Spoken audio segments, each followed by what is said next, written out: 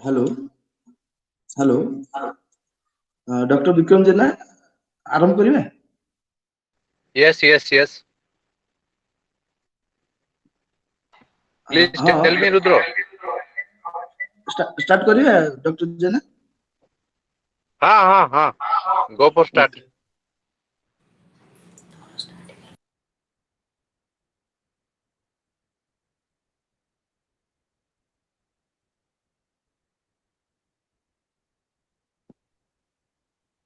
A very hearty reception to all the respected speakers, ladies and gentlemen, in this webinar. I wish to Rudranarayan Das, on behalf of the organizers, extend my sincere welcome to all to this very forum of intellectual debate. This Ranjit Guru series of international webinar is an initiative by the Department of History and Political Science, Jawharlal Nehru Mahavidyalaya, Cuttack, Odisha, in a close collaboration with Center for Adivasi Research and Development Studies, Odisha. I am extremely delighted to express that we have successfully concluded the 119th round of panel discussion till date.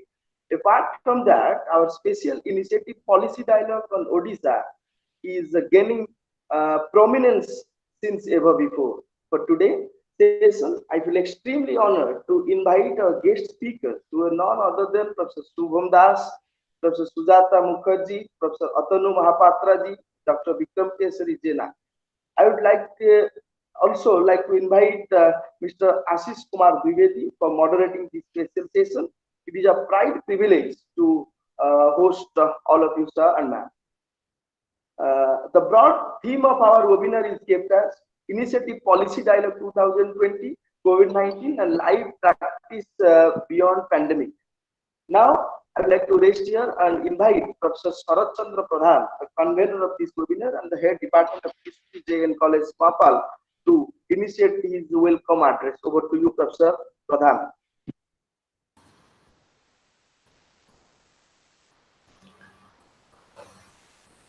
Thank you, Rudra.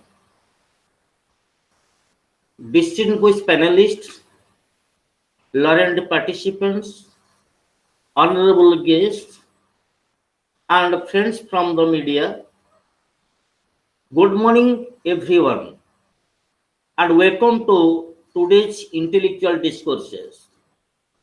First of all, I appreciate your interest in exploring the opportunity in this COVID-19 pandemic period by joining our online section organized by Department of History and Political Science, Jena College, Cuttack, in association with CARD, Odisha. Today I am so happy to see our organizing committee members join as resource person to enlighten and contributed to the vox populi of the state and nation. I am absolutely thrilled to welcome our esteemed resource persons, Mr. Subham Das, a political scientist, an academician. He is a good friend of mine, my right hand, a hard-working fellow. His love for students was another one. An inspiration to many, Mr. Das, also ready to render a helping hand to the poor and needy students. We hope that participants are able to learn many things from his topic,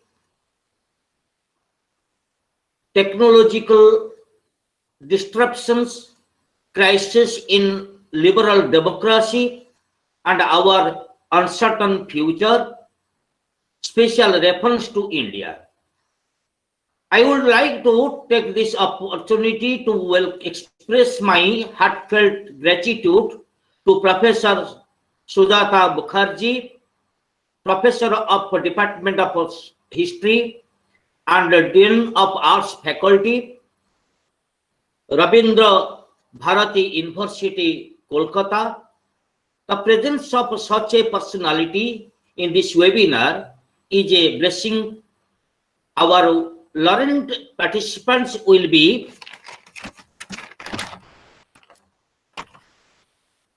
benefited by her productive discussion on topic gender and health care in the modern India, lesson from the past. It gives me a great pleasure to welcome our next speaker, Professor Atanu Mohapatra, Center for Diaspora Studies, CDS, President, Central University of Gujarat, Gandhinagar. We consider ourselves fortunate, sir, that we have today a versatile genius like you. I hope your topic, Indian diaspora and foreign policy during modern era, during Modi era, will great and successful. It is truly a pleasure and a privilege to have Dr. Bikram Keshori Jena, campaigner of policy for social change, with us today. He is the director of a card, Odisha, master of new imaginary policy thinkers of the new world. His critical insights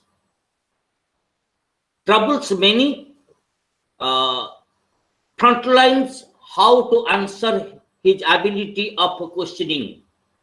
He is one of fine face and voice of margins of a new digital age. Beside all of these, he is contemporary oral historians of our side to represent and challenge so many issues in different platforms and public domains too, through his writing and advocating policy for social changes. Last but not least, he is the mentor, guide, and great advisor of our Ranjit Guru series of international webinars. I express my heartfelt thanks to Dr. Ashish Kumar Devedi, PhD scholars, IIT, faculty of OSOU, to this seminar. Sir, your presence here is a great inspiration for us.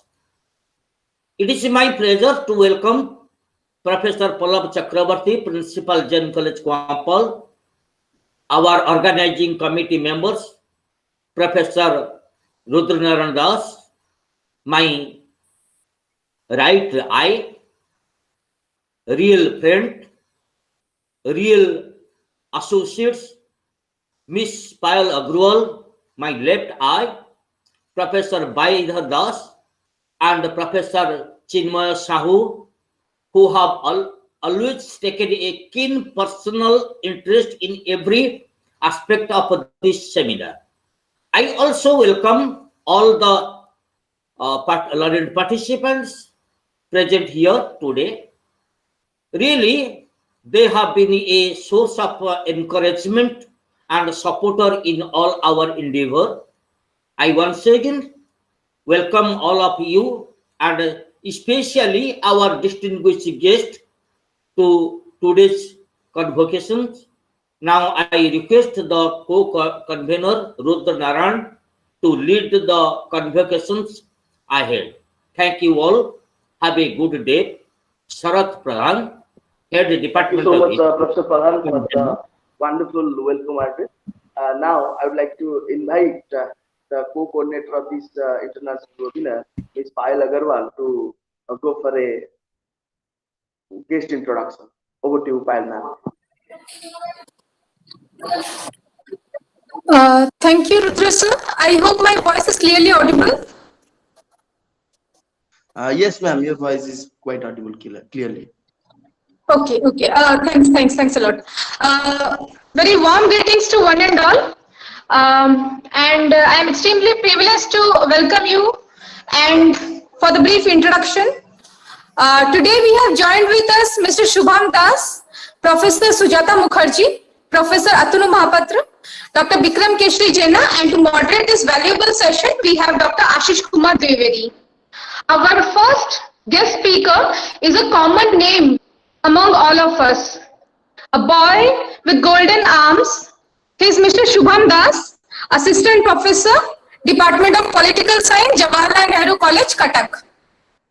A Revenchavian who truly inspired a lot of young minds, an excellent teacher.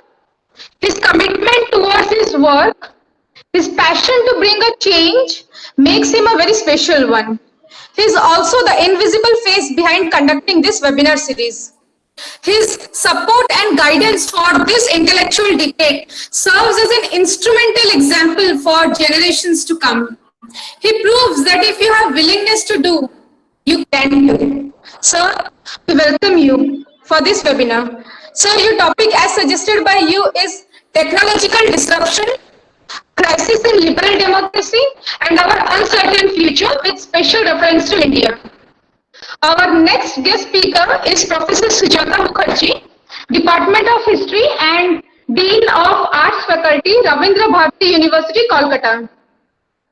She has published extensively on modern Indian history, including the book Situating Tagore's Environmentalism and Editing Gandhian Views on Education. She is having an active association with different societies and academics around the world and had made his mark in the scientific community with the contributions and widely recognition from honorable subject experts around the world. Dr. Mukherjee has received several awards for her contribution to the community. Ma'am, we welcome you from the core of our heart. Ma'am, your topic as suggested by you is Gender and Healthcare in Modern India, Lessons from the Past. Yes, our next guest speaker is... Yes, ma'am. Our next guest speaker is Professor Atanu, Chairperson in Center for Studies and Research in Diaspora, Central University of Gujarat, Gandhinagar. He has completed his PhD from the prestigious Jawharlal Nehru University. To his academic credit, he has authored and edited 5 books. He has several research articles published in journals of national and international repute. Also conducted a research project on the topic of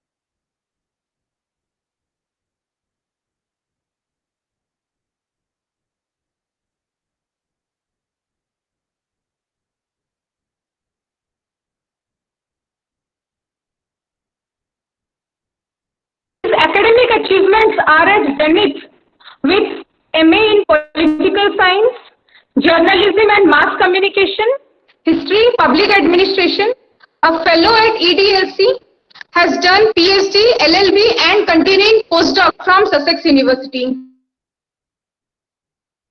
As suggested by you is challenge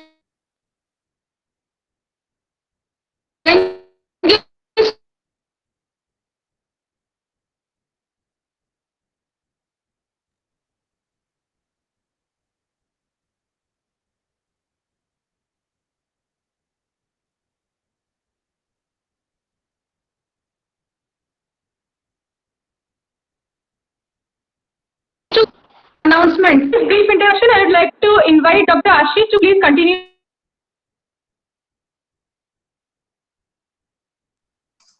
Professor Ashish Dwivedi ji, please start the session.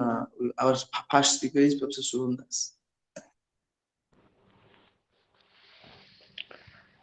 So I will take the privilege here to invite all the distinguished guests, and I would.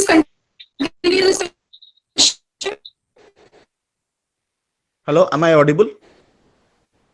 Am I audible? Yes, sir. Yes, sir. You are audible, sir. Please go ahead. Okay, I'd like to take this privilege to invite all the distinguished, all our distinguished panelists, our distinguished resource persons, and my special Yes, sir, invitation you are to audible. Professor. Huh? My special invitation. My special invitations here are to Professor Atanu Mohapatra, who is joining us all the way from Gandhinagar, Gujarat, a senior at Jawharlal Nehru University, and lovingly addressed as Atanu Bhai. My special invitation to you, sir. My invitation to the first speaker, Mr. Subham Das, to speak on his topic, technological disruption. I'd like to request all the panelists to keep their discussions crisp and to the point, and let us hope that today we'll have a very enlightening session.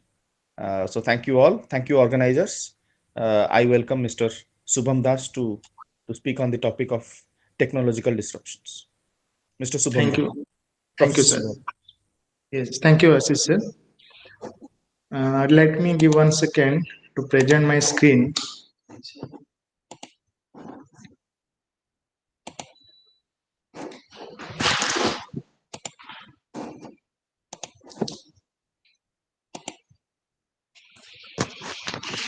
Thank you, everyone. Especially, I would like to thank Professor Sarat Pradhan, Dr. Bikram Keshori, Jena, Rudra sir, and Payal madam for giving a such beautiful introduction. But I don't know how far I would justify their words.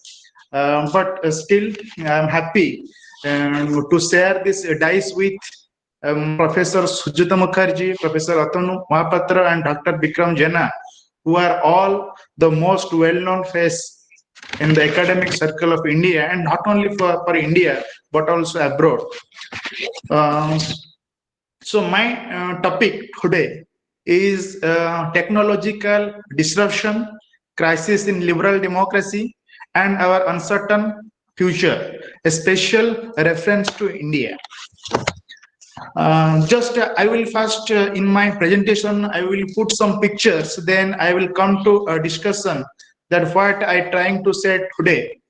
This is a picture, this is a chart, a graph, we can say, that says that it is a report given by Statista Foundation in 2020 about the youth unemployment rate of India from 1999 to 2020. If you see this curve, which is moving upward since 2007, in 2007, the unemployment rate of India, the youth unemployment rate of India was 18.11%. But by 2020, it has reached to 23.7%. So this shows that the India's increasing unemployment rate is a serious issue for India today. I will come to the next slide. So this shows that Global Hunger Index report of 2020. This is a report of World Hunger Index in which India ranks 94th out of 107 countries. The graph depicts that India is a level of hunger that is serious. Even if we have Food Security Act in 2013, we don't have able to attain our goals, and we have still a serious situation as per the Global Hunger Index report. Yes, India is not happy. The United Nations World Happiness Index report shows that in India ranks 144 out of is at 66 position. So this is a grave question for India. So why we are not happy? Where is the problem?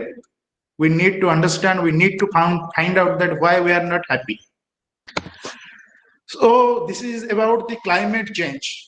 The top climate change facing countries of the world. If we see that who are the who are facing the global warming or the major challenges of climate change. There are Fiji, Canada, Rwanda, Kenya, Sri Lanka, and India is not left out of that.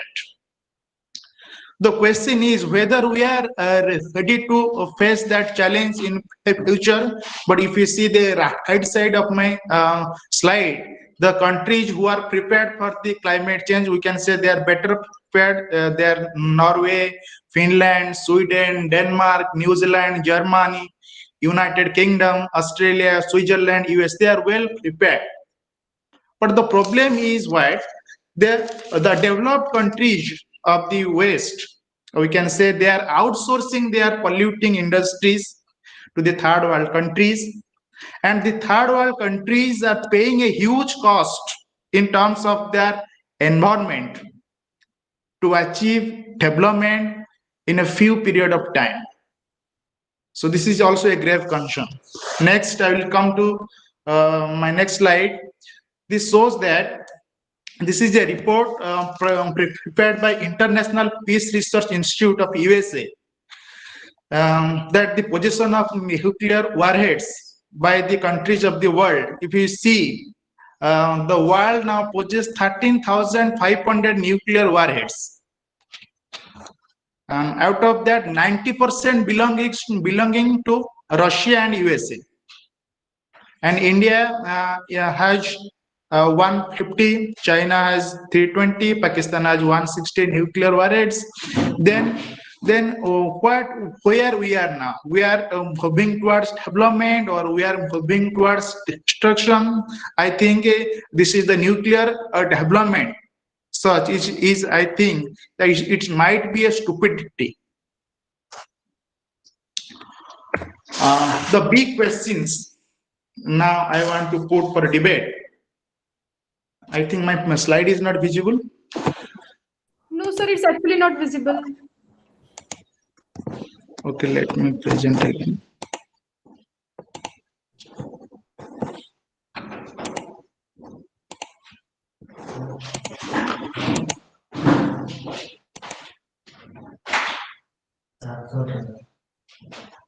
Is it now visible? Yes, sir, it is visible now. Okay.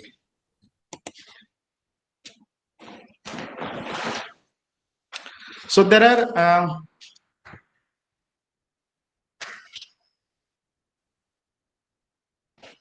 are big questions that have least answers. That have we ever serious about these issues that we have just presented in few seconds back?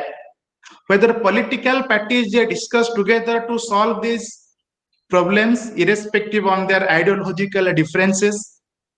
Have we ever seen that our media is really sensitive to these issues and seriously engaged for hot discussion on these topics? Can nationalism find out a solution of such major problems like climate change or global warming, you say, and nuclear race that the world is severely facing today? Are we voting on the basis of these objective truths or problems that we face today, or some false sentiments or false propaganda hijacked us today? This need to be seriously think in the academic circle, in the student circle, and do we have remedy for the epidemic of fake news? That is the biggest problem that we are facing today in liberal democracy, that is fake news. I will come to next slide. Once that Abraham Lincoln said that democracy is based on the principle that you can fool all the people some of the time and some of the people all the time, but you cannot fool all the people all the time. If a government is corrupt and fails to improve people's lives, enough citizens will ultimately realize this and they replace the government. But if government controls the media, what about the Lincoln's logic? Citizens will be prevented from realizing the truth. When media will become a mouthpiece of the government and the citizen will be unable to understand what is truth, what is myth. So monopoly over the media, the ruling elite can repeatedly blame all its failure to others, we can say to the oppositions, and divert our attention from the mainstream issues like we can say that unemployment, hunger, poverty, health issues, climate change. These issues have never debated in media as well. So this is my next slide. Have we ever thought about the technological manipulation, which is a huge concern today?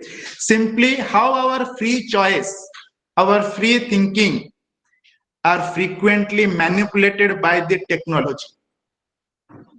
Just see a picture that media is saying to the people, trust me, someone paid me to tell you this.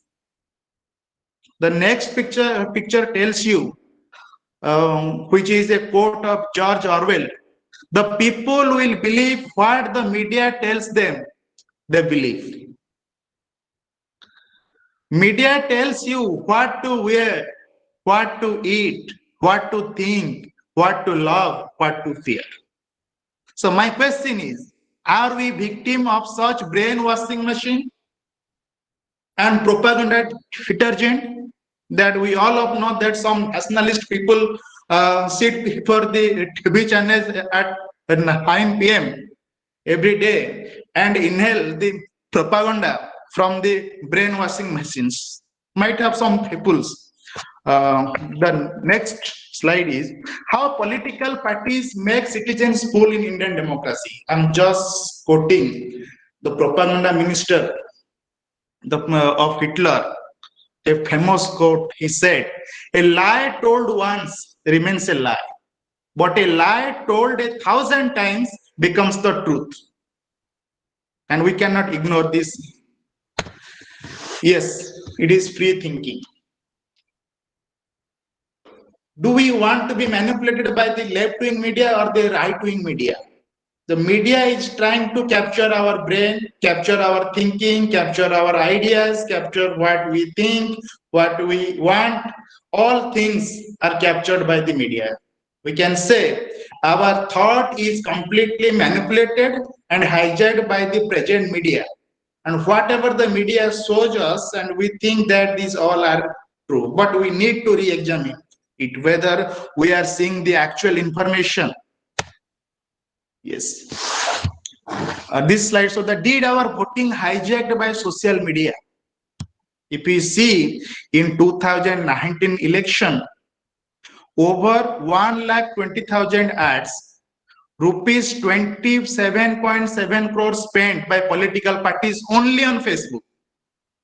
When the Facebook is become a biggest platform for the propaganda to manipulate the idea, to manipulate the thoughts, the Facebook ads, the political parties spending a lot on the Facebook ads so that they can reach most of the people who are on Facebook, who are on digital platform. They try to create, manipulate our mindset, manipulate our thoughts so that we can vote them, they can generate support from us. So how this Facebook platform is also used, I will discuss how there is a algorithm in Facebook, we can say that is artificial intelligence, which is used to understand our behavior, to understand our thinking, to understand our preference, and on the basis that the political parties get benefited from the Facebook and from the other social media platforms. I will come to that point later. And this is the previous US election. Money and politics on Facebook. President Trump has spent more money and earned more ad impression than any other political page on Facebook. So voter manipulation on social media is now a global problem. It is not a problem of India. It is also a grave problem for the whole world. We can also recall that the Hillary Clinton's email was hacked, and also some data was leaked, and which benefited to the opposition. So some fake news and propaganda kills our free thinking. We need to be understood it. Yes. Is it true? Google knows more about you than your mother does. This might be peculiar one, but it is a truth that we can say that how Google knows about us. If you see, then what we think, what keyword we type on Google, that Google knows our preference, our likes, our dislikes, our choices, our preferences, where we go, where we come from, what type of content we like to watch on YouTube, on social media, or on Google. Everything is monitored by the Google. And what type of political content we want to see, what type of entertainment content we see, everything is known by Google. So privacy is nowadays is a myth, because once we shared our information on internet, or even if we type some keyword on Google, what we think, and that information is stored in Google. Even if we clear our browser, that information is stored in Google. Even if our phone is switched off, the Google can access what we are talking when our phone gets switched on and connected to internet. So nowadays, privacy is a myth. So I will come to the point of democracy that we witnessed today is mere a procedural democracy where the election procedure is maintained, but not such substantive debate, deliberation, dissent is found today. Even if in parliament or even if it in state legislative assembly, the debate is missing now. The deliberation is missing now. The free opinion, free thinking, the right to have different opinion is under crisis. So I can quote here a famous dialogue from a web series called Family Man, which is from popular OTT platform Netflix. I want to quote that point, that privacy is a myth just like democracy. Privacy is a myth like democracy. Now, this is about the artificial intelligence. So what is artificial intelligence? It is the capacity given by humans to machines to memorize and learn from experience, to think and to create, to speak, to judge and make decisions as well like human brains. So do we have any idea about our future job market due to automation and artificial intelligence? Have we ever seen that when our children will grow up, whether there would have any job for them or not? You can see, will artificial intelligence lawyer will replace human lawyers in future? If you see, if we will give all information to an artificial intelligence a robot, then it is very easier to understand all the case study by the robot, and the robot can better argue than the human beings, and the robot, and there will be a very less charge for it, and it will be convenient to afford by the poor. So will the artificial intelligence lawyers and judges replace the human lawyers and judges in future? If this happens, then what will about the employment of the judge, or we can say the lawyers? This need to be critically understood. Then I will come to Google car, self-driving car, a car without driver, a car which runs by artificial intelligence, and it requires no driver. If such self-driving car introduced in our Indian market, it has not yet, but if it is being introduced, just think what the drivers will do. Where will they go for employment? This is a grave concern for our future as well. Yes, this is artificial intelligence, doctor. You might not have thought of, but it is made true in future. Is artificial intelligence a threat to our doctors? all artificial intelligent doctor can provide cheap treatment to patients. Even AI doctors can predict our future disease by constantly monitoring us through its gadgets and can warn us. As per our lifestyle, it can predict what type of lifestyle disease you are going to face in future. AI doctors can find out a vaccine early than human doctors through its algorithm, and can constant coordinate among the AI doctors. It can find out the solution that the human doctors can't in a certain period of time, or in a few period of time, but the artificial intelligence doctor can. So if this happens, if artificial intelligence doctor will give an importance in future, it will create a huge unemployment for human doctors. Next, the future is not very far if we don't stop such technological advances. We will become the worst victim of such human replacing technology. In future, there might have jobs for software engineers, but not have jobs for the doctors, lawyers, drivers, engineers, even for teachers. Our free thinking would have a slave of artificial intelligence or technological manipulation. So big data algorithm can create a future digital dictatorship. I'm repeating the word digital dictatorship, in which all power might have in the hands of a teeny elite, while most people will suffer not only from exploitation but much worse than that. Do you have ever imagined that in future there will be an information tax?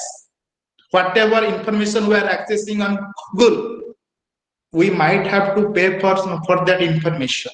So there will be a class in future. Those who have the capacity to access the information, and those who have not. Now there is a few suggestions. So what we need to do? So universal basic income should be ensured to those adult citizens by the state who lose their jobs due to artificial intelligence or automation. Government need to be more cautious about employment before allowing automation in any sector. No newspaper or media is free of biases and mistakes, but some make an honest effort to find out the truth. So our responsibility is to invest real time and effort in uncovering the truth and verifying the sources of information that we access. So we should not fall in the prey of free news. Please remember, we should not fall in the prey of free news that pays you to watch it. For reliable information, you need to pay. For scientific literature, research articles of peer-reviewed journals, following books or journals written by professors of reputed institutes, etc. Thank you, everyone.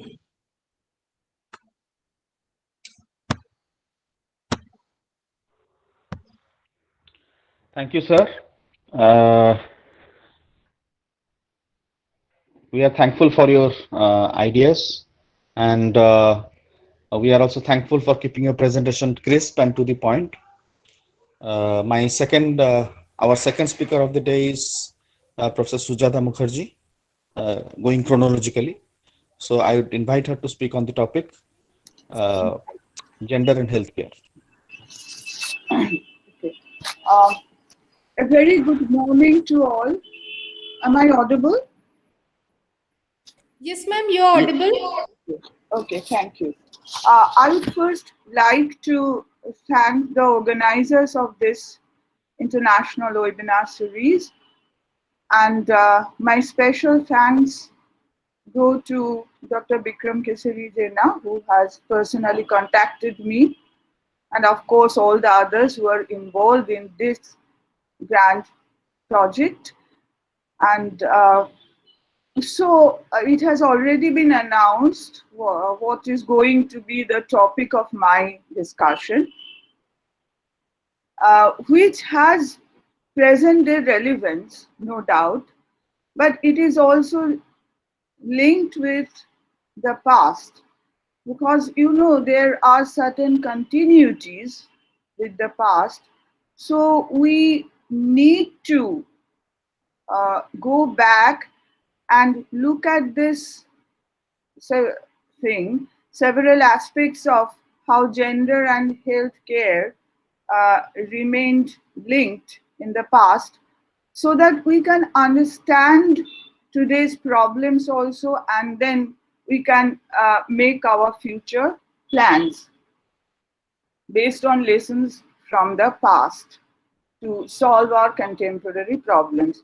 And as we all know, the COVID-19 pandemic has created a crisis worldwide, and the effects of this crisis actually threaten to reverse the limited progress so far made on gender equality worldwide, and in particular in developing countries like India. Already the Population Foundation of India has recommended timely measures to ensure that women and girls, they remain central to COVID-19 response planning and recovery efforts. There is, as it is common knowledge, there is prevalence of extensive gender discrimination in India in different fields, including the healthcare sector. And this continues to affect women's access to healthcare. This gender inequality, I would like to argue, has historical roots which we should not forget about.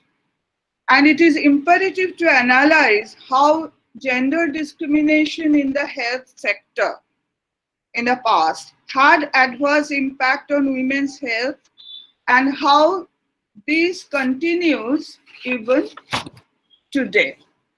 Now, this is also common knowledge that modern medicine, or what is known as allopathic medicine, actually came to our country with the European rule or the British rule some 200, more than 200 years earlier.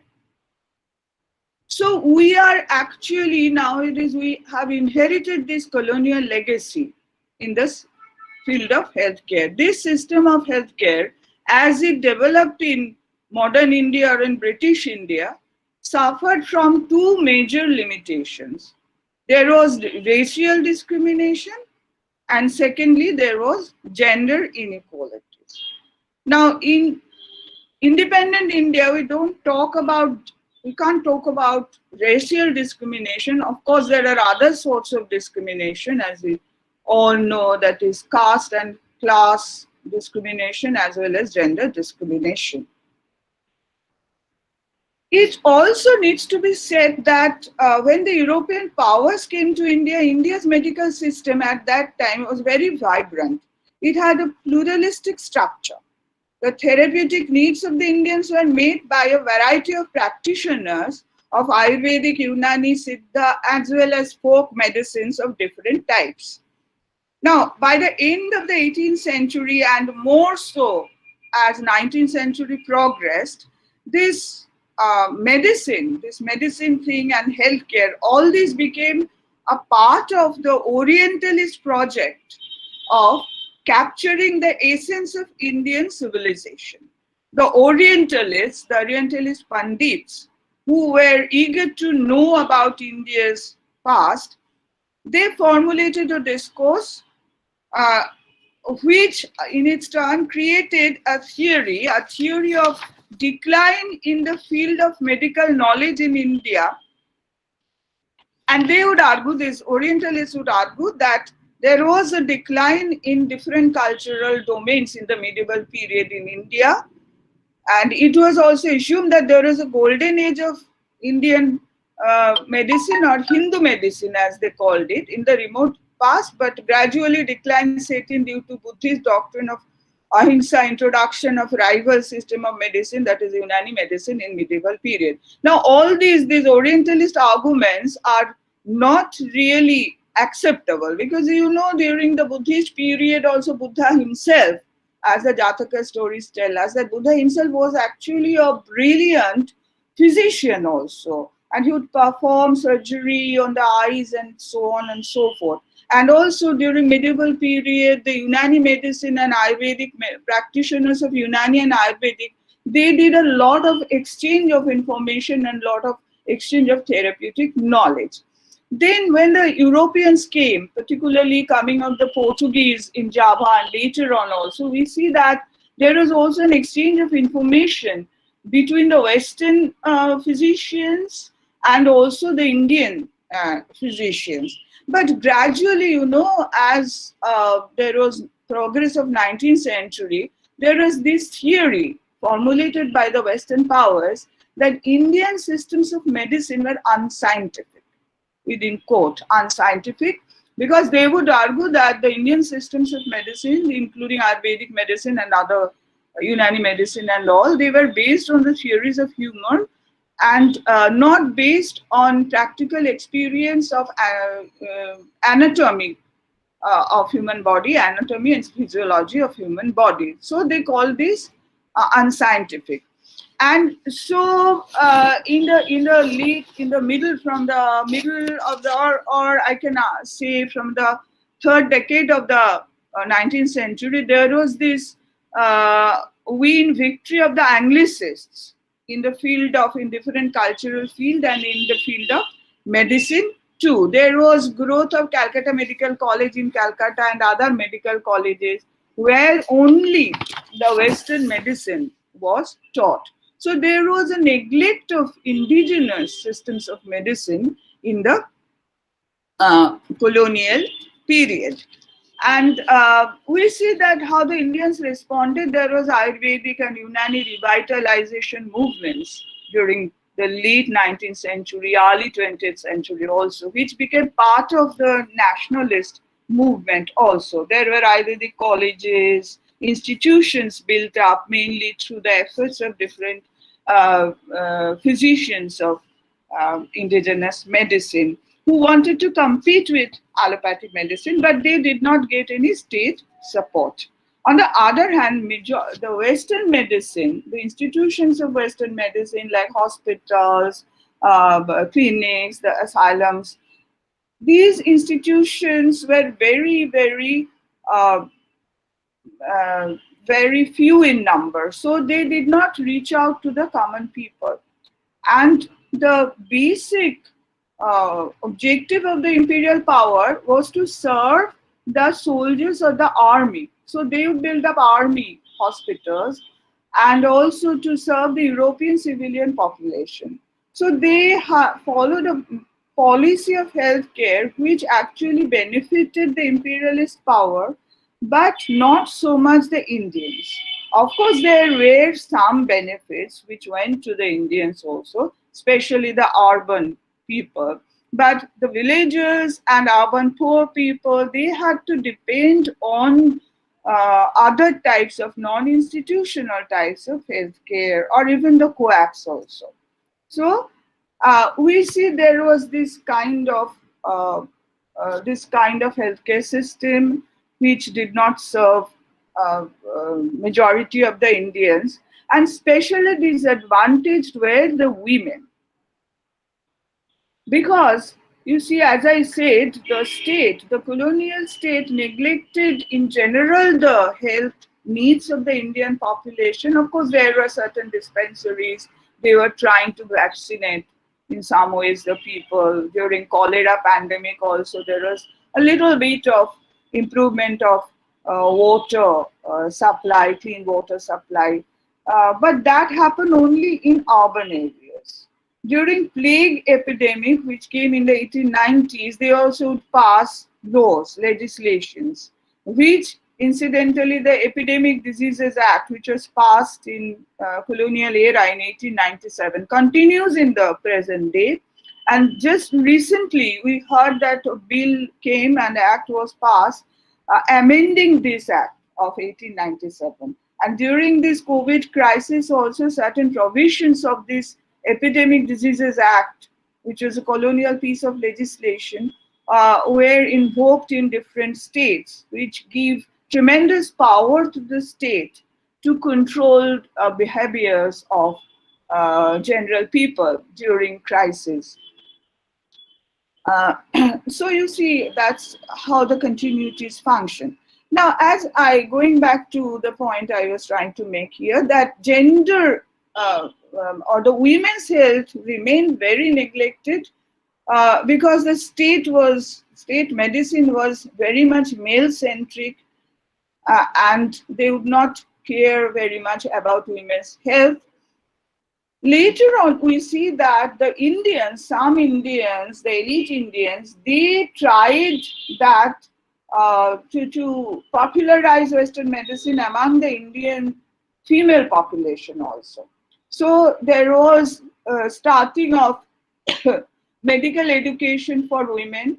The first medical practitioner was Kadambini Ganguly, who became the first medical graduate from Calcutta Medical College. In Western India, we have Maharashtrian Anandibai Joshi, who went abroad to become the first woman physician who earned, Indian woman physician who earned a degree from a foreign university. But unfortunately, Anandibai Joshi died before joining duty here. So we see that in the later decades of the 19th century, women were getting also Western medical education, though they were very, very few in number. And that did not change the scenario for the majority of Indian women, whose healthcare actually was neglected. Only certain voluntary agencies were trying to give healthcare, and these included the women of many British officials also. You see, in the later half of the 19th century, especially to be more specific, in 1885, when Lord Dufferin became the viceroy, the famous Dufferin, during whose period the Indian National Congress was launched. So the Lord Dufferin's wife was Lady Dufferin. She started a fund which was called the Dufferin Fund for giving certain amount of medical training to Indian women, and also to give certain amount of health care to Indian women. Now, to this, actually, the imperialists were trying to do two things. On the one hand, they were trying to build up a logic for their governance, because they would argue that the Indian patriarchy was not actually taking care of Indian women, that Indian women's healthcare needs were neglected by Indian men. So the imperialists would say, especially these feminine imperialists would say that, well, we have come to look after the health needs of Indian women. And so we are the benevolent rulers. You must depend on us. So they had this political motive. They were trying to build up agenda of extending their rule and spreading cognitive control over the minds and bodies of Indian people. And also they were trying to popularize Western medical system. Because the Doctrine Fund advocates, they would also argue that Indian systems of medicine are totally unscientific. So there should be more and more spread of Western medicine, and Indian women need to get Western medical care only. So in this way, there was more and more neglect of Indian medical systems. It continued to languish. There was lack of research. I mean, at least state support was not there. So throughout the British rule, we see on the one hand that Indian people's healthcare needs were neglected. The healthcare or the public health was very minimalist for the Indians at least. And secondly, the Indian women were disadvantaged and they were deprived of their healthcare rights. They were disadvantaged on two counts. On the one hand, there was social discrimination. Even the Indian male, certain sections of Indian men would not support this demand for Western medical training for Indian women because they were suffering from certain kind of male insecurity that if the women come out of the house and come out of the zanana or parda and get education and become employed, then they would question many male systems. So there was this social conservative outlook which spoke against Indian women's receiving healthcare. But of course, there were others, advanced Indians, who also supported Indian women. They were very few in number. And secondly, also through this, as I was saying, through this advancement of Western medical knowledge among the women, it did not necessarily mean that all the women were getting this kind of treatment. Only very few women doctors were there, and they were also facing sexual harassment in their workplaces, and also there was racist discrimination. Even though they were very qualified, they were not getting good jobs.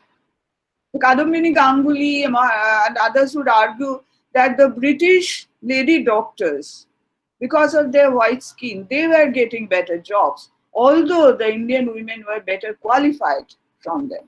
So there was gender discrimination in employment, which we see even today in some other forms, of course. There was also this sexual discrimination, there was harassment in the workplace. So the women were disadvantaged a lot. And if I give you certain furnish certain statistics, you would understand. I would first like to refer to a pandemic which happened like 100 years back. We know of the influenza pandemic of 1918-20, which broke out during the First World War. And there are many affinities with parallels with today's COVID-19 because there was no vaccine at that time. Later on also there was no development of vaccine. It killed, according to one estimate, it killed nearly 100 million people all over the world.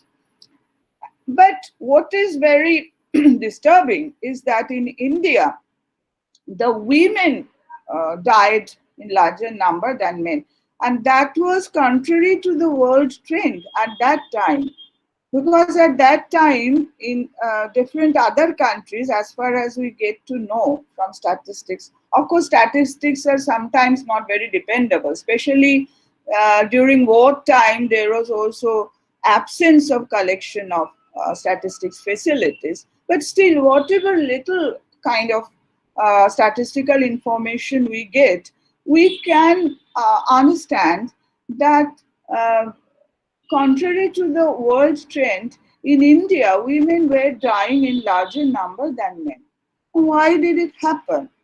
Of course, it was the result of Indian women, first of all, lacking in healthcare, comparative lack of healthcare for Indian women. And more than that, many social customs and unequal food distribution within the family, which led to malnourishment, undernourishment, and vulnerability to disease infection for the women. And there are certain statistics which show us from the late 19th century that maternal mortality rate was very high among Indian women. they also, the malnutrition they suffered. So what in today's language we call MMR, or maternal mortality rate, and infant mortality rate, or IMR, were very, very high. And obviously when there is a crisis like this, during famine, during epidemics, the women would die in large numbers. Now that also happened during the ill-famous famine of 1943, which happened in 1943 in Bengal. Earlier also in 1890s there were many famines, like Odisha famine and all other famines in South India. During that time also women died in large number, but then the British officials would say, well, it is a myth that Indian women, they suffer. Actually, the male population die, but women have a natural resistance power. They could build up a natural resistance, and so they die in lesser number than the male members of family. But that is a myth and a lie spread by the imperialists. There was also this famine code which came in the 1890s. But we see that in this 1943 famine, there is also a controversy regarding the causation and also the impact on mortality from this famine. There is a controversy. As you know that Amartya Sen, he has advocated this exchange entitlement thesis, where he has rejected the fad theory, that food availability decline theory, and he said that it was a man-made famine, and women also died in large number. Women also suffered from different diseases like venereal diseases. That became very rampant among the women. Because why? Because during that time the women wanted to survive. Well, that is the basic instinct of every human being. They want to survive. They don't want to die. And sometimes also they became victims of other people who would allure them into flesh trade. And there was also, military who were stationed in different areas of India. And so these unfortunate women became prey, and they got involved in flesh trade and everything, and there was a rampant growth of venereal diseases in those days. But unfortunately, very few people spoke about that. Only there were certain women's organizations who were talking about, who were demanding that the government take certain steps to protect women, and especially those who were suffering from this kind of venereal diseases. But that also was not very much paid attention to. So as I was saying, there is also this theory during this famine of 1943. The official reports would claim that Indian female death was lower than Indian male death. But later on, researchers have proved, like Amartya Sen's researches, and also there are other researches and micro studies, village studies about the impact of famine on women and other poor villagers, which show how women died. In fact, incidentally, on a personal note, my own father, Professor Mukherjee, who served in the Bharati, he also did a lot of work on famine. Actually, Amartya Sen has referred to Mukherjee's work because he then did tremendous research. He went for field work, what we today call oral history, and he walked in nearly 50 villages to take interviews of people who suffered from famine. So Mukherjee's study on land transfer during famine and socio-economic survey of 49 villages, famine-struck villages, also prove how poor people ordinary people died in large number at village level. They did not have any safety net. So you see that during the end of the colonial rule, we find that the healthcare remained a neglected aspect in the state policy. There are voluntary agencies only who were doing certain amount of work.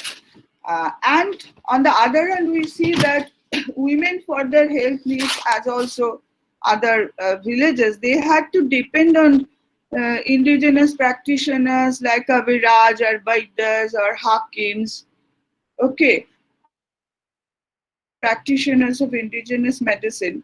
But their trade also languished. There was no development because there was very little money put into researchers in those days. What was done only was done through the efforts of the Indians who also lacked in funds. So absolutely we see that there was this discriminatory policies prevailed. Even official records, we see that they also point out how female mortality rate was so high even in normal period. In pre-famine days, several studies also indicate that female mortality rate was over 5%. I'm talking about Bengal, which happens to be my own area of research also. Male mortality rate was around 3%. You see. And also, it seems that another very micro study which point out that maternal deaths was very, very high. And there were also field works which was carried out by different students who were associated with All India Institute of Hygiene and Public Health, which was an institution which was built up in Calcutta. These students, they carried out village service, and they also, these studies also prove that the very poor existence of poor maternal health due to ill-balanced diet and malnourishment. I can go on giving plenty of these kind of examples, that how there was higher rate of morbidity and mortality among women. They suffered in greater numbers than the men. Also, another indicator of bad maternal health is stillbirths. And if I give you one example, in the late 1930s, you see that there was also steady rise in stillbirths. And even health reports which were published by the government of India, British India, that also mentioned that provision of maternity services in Bengal was very poor, and they were almost non-existent in village India. Cholera, malaria, plague, all these actually continue to ravage the countryside. And especially during the famine, we see the famine always also has a great impact on health, and a large number of people died because due to starvation, they had to eat some non-eatable objects. There would be dysentery and other kinds of epidemics. There we see that again there was outbreak of cholera, malaria, epidemics, smallpox epidemics also, and this also affected women mortality in larger numbers. And I have already mentioned about venereal diseases too. Now, it is really ironical that even a commission which was appointed by the British government, the Famine Inquiry Commission, mentioned that dietary deficiency was very high among women and children. This caused much of ill health, leading to their untimely death also. And in 1946, a committee was appointed. In 1944, a committee was appointed by the British government, War Committee, which brought out its report in 1946. In post-independent period, some of the recommendations of this War Committee were adopted by the government of Free India also. Now, what was categorically pointed out in this War Committee report, that special measures need to be adopted to protect health of the mothers and children. So with this burden of colonial legacy of gender discrimination and neglect of women's health, that India became independent. And in independent era also, during the planning and other policy makings, earlier we see that what was primarily what was done was the family planning policy was adopted, but very little was done also to prevent mortality and high rates of morbidity among Indian women. Now, if I would now make certain comments about this very recent phenomenon of healthcare among the women, we see that, as I was saying, for a long time after independence, high maternal mortality rate, inequality in maternal healthcare service, all these remain very serious concerns. Now, in recent years, in very recent years, several studies point out that maternal death rate has significantly declined in several regions of India, yet still we see that India accounts for 1/5 of annual global maternal deaths, as WHO's report of 2015 has pointed out. Now, what are the measures, rectification measures? We see that in 2005, Indian government launched National Rural Health Mission, NRHM, which later on in 2013 became NHM, or National Health Mission. Now, the stated aim of this National Health Mission is to eradicate inequalities in healthcare services by particularly focusing on socio-economically weaker sections. It also mentions that financial support would be provided to poor women, and those women who were undergoing institutional deliveries, they would be provided with financial support.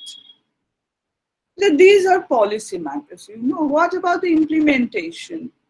Of course, there are very major gaps between this policy declaration of policy objectives, and actual implementation.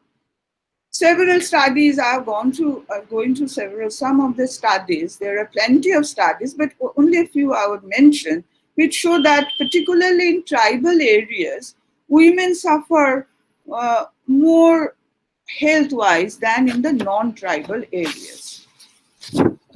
And main problems is that in these tribal areas, we see that there is high rate of maternal mortality, high rate of sickness among women. What are the causes? Maternal health suffers due to, first, there is high rate of non-institutional deliveries or home deliveries. And also there is acute anemia, problem of acute anemia, problem of high rate of malnutrition, and also unscientific delivery, because there is very poor access to institutional health care, particularly in the remote regions. And also there is absence of antenatal and postnatal health care. So due to all these reasons, the health status of particularly tribal, poor, village women remain very, very low. Now, several solutions can be pointed out. Some of the solutions can be pointed out. For example, I would say that healthcare services need a new paradigm. The approach should be a new one. The conventional bureaucratic approach of compartmentalizing the several aspects of social lives, including health, need to be changed, and holistic approach is needed. Health is linked with poverty, our economic status, food security, and so on. And these development strategies need to be more human-centered. How can this be more human-centered? I mean, instead of imposing certain things from above, there needs to be an approach from below. And so there should be more and more involvement of people. There should be more and more people's participation.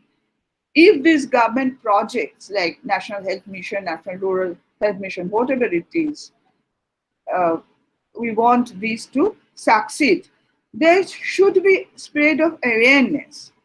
And focus needs to be on interpersonal communication, training of community-based organizations, particularly forming women groups. Resources should go directly to these women groups also. And they should be made aware through easy communication with them. Now, with all these new approach, new kind of development strategies, I think we can really ride over the crisis which the pandemic situation has created, and which is, of course, epitomized the already very discriminatory health sector. And in post-COVID world, as some say, that there should be a more woman-centric approach. We could move forward by adopting this kind of approach, which would serve women better. And then we can go forward, we can make progress and society develop as society and nation. So now I end. Thank you very much for your patient hearing. Thank you. We sincerely thank you, Professor Sujata. There is a question for you. It's from Bikram. Madam, what is your idea on doctrine of equality in references to gender perceptions? What's your opinion on doctrine of equality? Yes, with reference to gender perceptions. What is my opinion? Well, you see, what I feel, I'm talking about more like realistically, you know. There are theories, there are doctrines. I won't say that, well, I would like to clear my position by saying that sometimes, you know, it is sort of a kind of women-centric approach is thought of as it only means patriarchy bashing, everything. But when we see that equality should persist, I think that well, while there is constitutional guarantee, I'm talking about our country, situation in our country. Well, constitutions give us so many rights, but there is always a gap in implementation.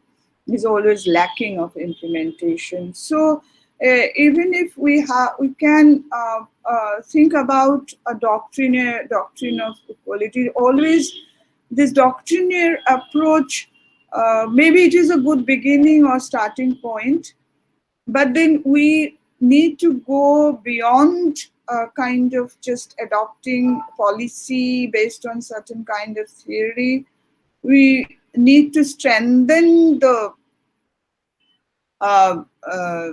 a perception, and we need to strengthen the implementation sphere, you know.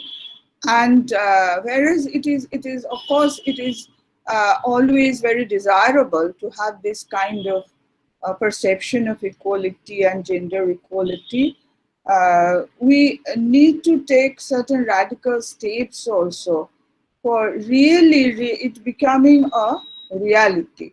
And as I said, I don't believe in just in patriarchy bashing and so on and so forth. I think that there should be kind of empathy for women or the marginalized section. Women are one of the marginalized section, but then women, we cannot take them as a homogeneous category.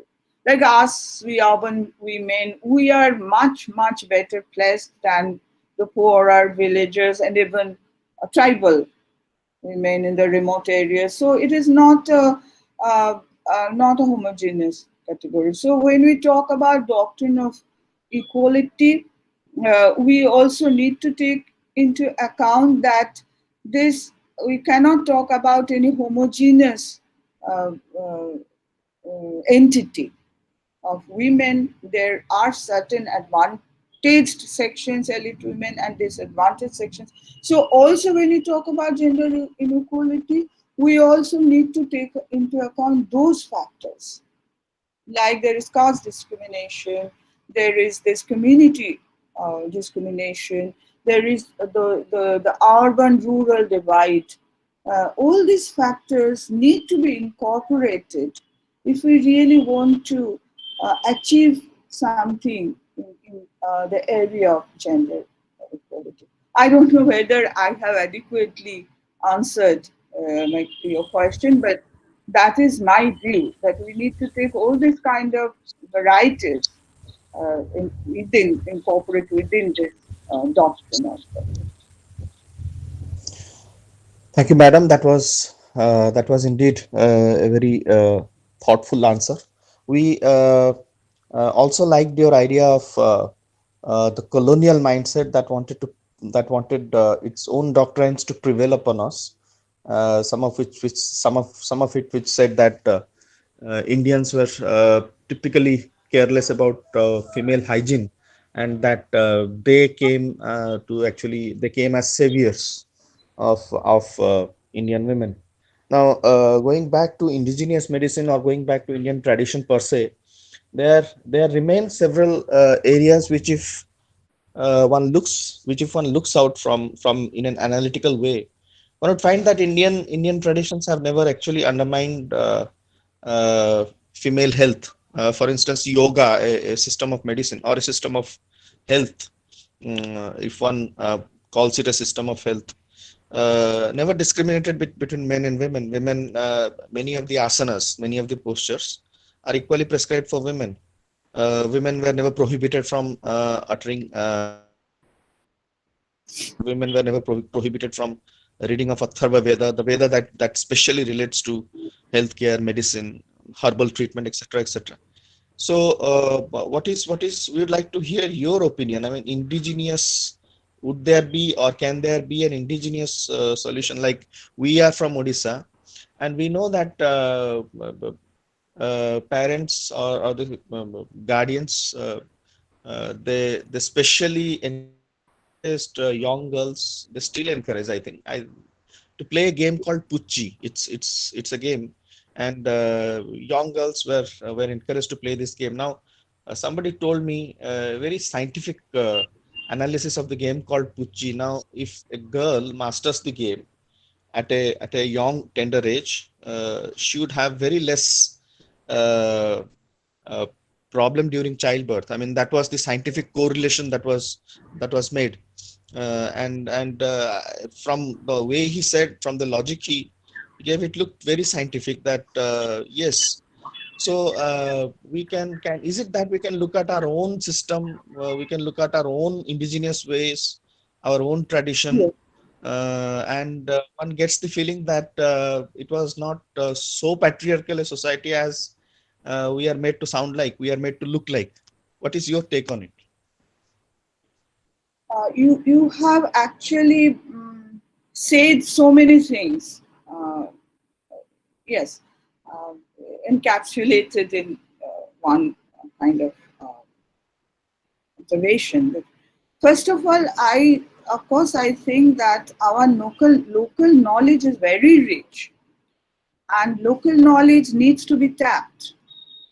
And but for that also we need certain types of setup. Yes, because um, even I did a little bit of work in Birbhum among the tribals, the villages, and sometimes I went there in Shantiniketan. There are some areas in Bolpur and other, and I also talked with people. And sometimes they would say that the young generation, they are sometimes not very keen to embrace what their forefathers had practiced, you know. And the older generation, they were complaining that this younger generation, they are some kind of very urban-minded, that they're sometimes even ashamed of claiming their own heritage. No, they were saying that that was their view. And so sometimes this kind of knowledge is getting lost. So I think it is, we need to really take into account this fact also, that why this kind of knowledge is getting lost. We need to retrieve this knowledge.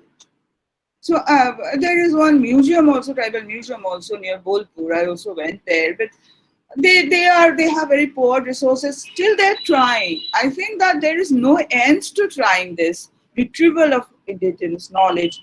That should be a continuous process.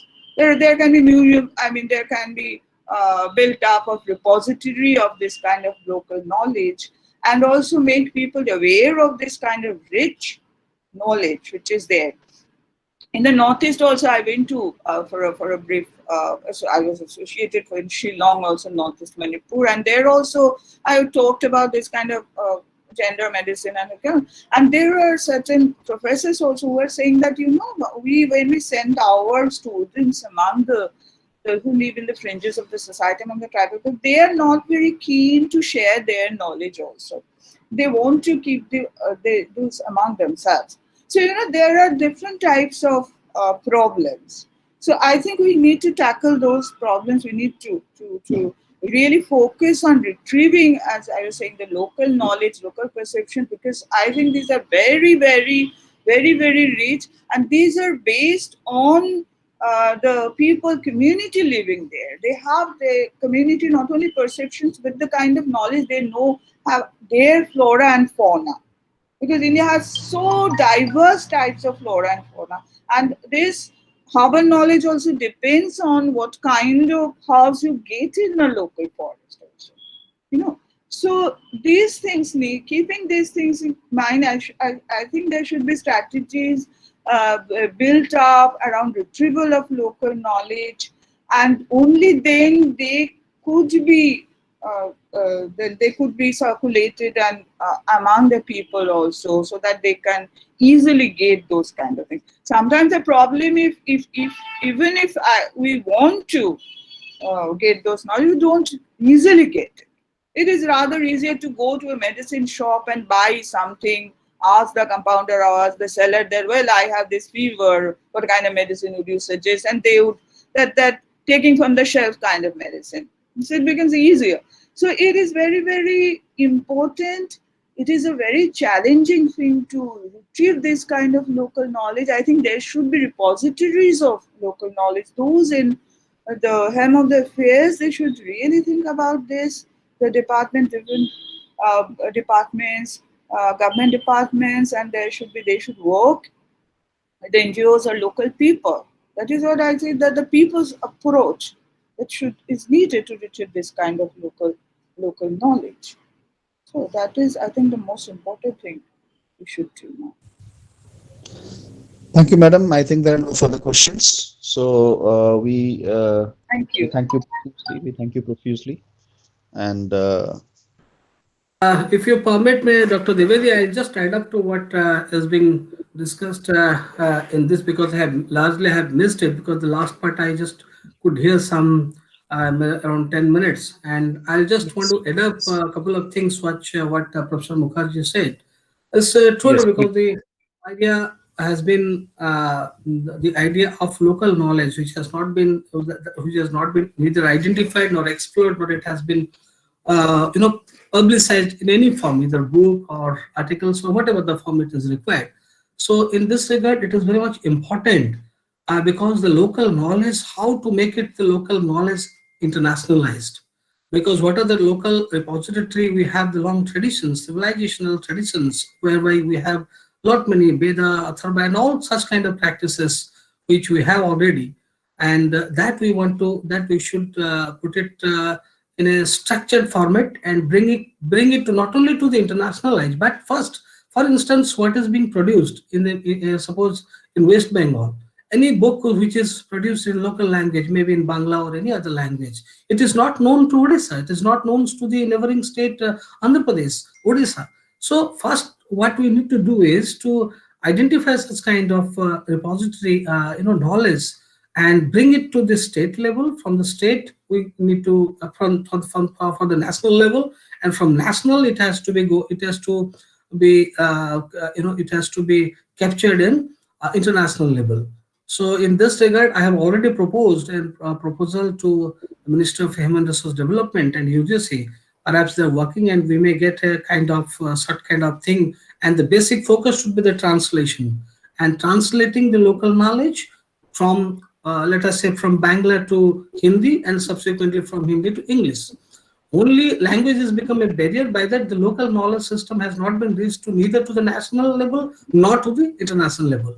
Hence, under the new education policy, I have proposed it to go for a marathon exercise of translating a lot many local knowledge repository to bring to help it to bring to a national level as well as to international level, by which we can the rightly slogan of vocal for local, that can be fruitful. So this was my submission, and thank you so much. And it was good to hear from Professor Mukherjee. Thank you so much. Thank you so much. I think it's in the right direction. I mean, it's very commendable. Very commendable. It has been a long wait to listen to Professor Atanu Mohapatra, and the topic that he has chosen for himself is foreign policy under the Modi era, Indian diaspora, Indian foreign policy, and the condition of Indian diaspora under the Modi era. We are eager to hear on this topic, particularly because since 2014, there has been a tremendous amount of change in the way India was perceived abroad, right from the way the Kashmir issue was handled at the United Nations to our relations not only with USA but also with several Middle East nations. So I would take this opportunity, and I would think it's a privilege on our part to get to hear to Dr. Atanu Mohapatra to speak on such a topic. And Dr. Mohapatra is heading the Center of Diaspora Studies. So he is probably the right person. He is one of those rare persons in India to be able to speak on this topic. Though many of us ventured to speak on this topic, he is the one who is going to bring in some clear academic and some clear academic paradigms which would actually help our understanding in gauging what causes the perception, what causes a decline or a rise in the perception of a nation in the international community. I would not take much of your time. Professor Mohapatra. Thank you, Dr. Ashish Dwivedi, for your beautifully morning praise. And I would request if I can switch off my video, by that there won't be any communication gap or communication distraction. So if you permit me, I'll just switch off the video. That way the network will be more fluid. Thank you. Can I switch off my video and just voice is available? Yes. Okay. No problem. Yeah. Thank you so much. So at the outset, let me congratulate the Initiative Policy Dialogue to 2020, which has been done a very remarkable job. It is like a record job of carrying out 124 lecture series, which is not an easy task to carry out.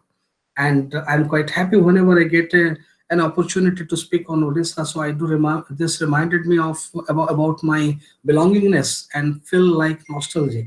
So I'm really grateful for giving me an opportunity to speak on. And Dr. Bikram, Jena, and Dr. Payal Agarwal, whom I listened in the initial comments, and Jawharlal Nehru College, Cuttack. So it's a good privilege and good morning to all of you. So because the topic which I have been assigned to speak on is Indian diaspora and foreign policy, particularly in the Modi era. So I would divide this lecture in a couple of subheadings, and these are how the Indian diaspora has spread the entire world, and how Indian diaspora and foreign policy, they become started gelling together, and how Indian diaspora, or say diaspora, has diaspora gains its prominence in the foreign policy making. And the third one would be different phases of diaspora, Indian diaspora in different subcontinents of the world. And the fourth one would be the Modi era. I'll be touching upon the Modi era as well, because that has nearly 6 years been passed, and many more initiatives have been taken up. To begin with, I will just speak on the how this Indian diaspora has spread across the world. If we look at the in administrative terminology, Indian diaspora is normally referred as overseas Indians. Those are divided into two categories. One is people of Indian origin and non-resident of Indians. So these terminologies are used normally interchangeably. As per the latest estimates of the numerical strength of the overseas Indians by the Ministry of External Affairs, so it is around 31 to 33 million Indian diasporas spreading across the world, out of which around 18 million people of Indian origin, those who had been to an pre-independence period as an indentured labor and settled there, and around 13 million people, Indian diaspora or Indian migrants, they have recently moved post-independence period. So these are the two phases of Indian diaspora, to categorically divide. One is post-independence during the indentured labor system. As we know, often it is also called as a grammateer system, from largely who has been transported as a matter of chief labor supplier from Indian subcontinent to different parts of the world, whether it's Africa or Asia or maybe in Caribbeans. So that is one part. And the second part, those who have willingly have crossed the border during the post-independence era. So these are the the basic background of the Indian diaspora, and they constitute in totality, they constitute around 33 million people. As I said, PIOs are those who were born in India and abroad with Indian ancestry, and they're at present they hold citizenship or nationalities of the host land, wherever they are. Similarly, NRIs, as we say, on the other hand, are defined as Indian citizens who are usually residing outside India and also hold Indian passports. What I talk about, how I said about the post-independence Indian migrants, Indian immigrants. So these are the couple of difference which we need to understand before we go on about an Indian diaspora and foreign policy, and vis-a-vis its importance and its initiatives during Modi era. As I said, Indian migrated in different phases, and they migrated under different circumstances, and those forms and their uniqueness and distinctiveness has become a major force on the world. It is, often you may be listening that Indians are, the late Indians are in Europe and in Asia and other subcontinents. So they are taking prominent places. But if you look at how this prominence they have gained, so naturally we need to go back to the historical tracing of during the 1830s, whereby they have transported as a chief laborer, and under the Kangani system, master system, Grimitiya, all three terminologies are used as a contractual labor system, whom we also refer as indentured labor system. And the subsequent phase, they have traveled cross border from in the post-independence era, And today, Indian diaspora makes overwhelming majority in Mauritius. Almost half of that population, as per 2001 population, they constitute the populations. They are Indian origin, and those make more than 30% a share in the total population in Guyana, Fiji, Trinidad and Tobago, Suriname, and Reunion. So these are the countries where the Indian prominence are, people of Indian origin are prominently, are in a numeric, they are in a good number. And Indian diaspora makes more than 5% share in the total population of Malaysia, Nepal, Sri Lanka, Singapore, and Myanmar. Similarly, overseas Indians or say Indian diaspora constitute more than 1% population in Australia, New Zealand, USA, and UK. And these 1% are a decisive forces, particularly in Europe and America, as it has been. And it was visible, and people, they get all information through media and different platforms and how they are vibrant. So in many other countries, despite of numerical disadvantages, as I said, these diaspora are playing influential role in the host countries, not because of not their less presence, but because of their economic affluence, intellectual capabilities, technological advancement, and involvement in philanthropic activities. Not only philanthropic activities related, which are being flown from foreign land to India, but also where are in their host land also, they are massively engaged in different kind of philanthropic activities. So Indian diaspora has made a tremendous success in their host societies and contributing positively to the land where they have been destined. Those Indian diaspora, they played vital role in national awakening process of their countries of adoption, जो country where they have adopted, and where the torchbearer in those independent movements of many Asian and African countries. If you look at during this independence movement in Asian countries and African countries, they have also a major role to play. Now, the people of Indian origins, they are holding the highest level of political positions in their respective countries. Many more examples. Recently, Kamala Harris, you would have listened, and you would have seen in US elections also, and the importance of Indian diaspora during the US election, and also in Guyana, in Mauritius, in Trinidad and Tobago, in Suriname. Suriname Vice President is also an Indian origin. So in those countries, they have a major role to play, and they are politically and economically, they have taken the lead. So the spread of Indian diaspora, not only in a numeric, but also wherever they are good numeric in number, they are also in the decision-making process, in the helm of the affairs. Now coming to the diaspora and the Indian foreign policy, I think we need to understand, because I'm not going into the detail of the realism and idealism debate of international relations, rather directly straight away coming to the diaspora and Indian foreign policy. Indian diaspora has always been considered as an important diplomatic tool.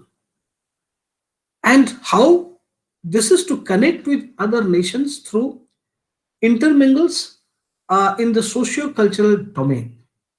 And Indians, wherever they migrated, they have carried socio-cultural values, baggage with their, and this was reflected in the emergence of various socio-cultural and religious groupings in all the countries where they have been transported in pre-independence time, whether it is in Fiji, whether it is in South Africa or East Africa or Caribbeans. All countries, they had taken the culture, and despite that traumatic phase which they have faced there as a bonded labor, they remained despite this traumatic phase, they could survive, not only could survive, but also preserve the culture. So this is very important, though it is traumatic, but we need to understand. So in a very difficult circumstances, in a different and a very hot soil, so the Indians, those who have traveled cross border in 1830s, between 1830s to 1920, during this indentured labor system, they had a very tremendous contribution in preserving the culture, retaining the cultural identity of India in different soil.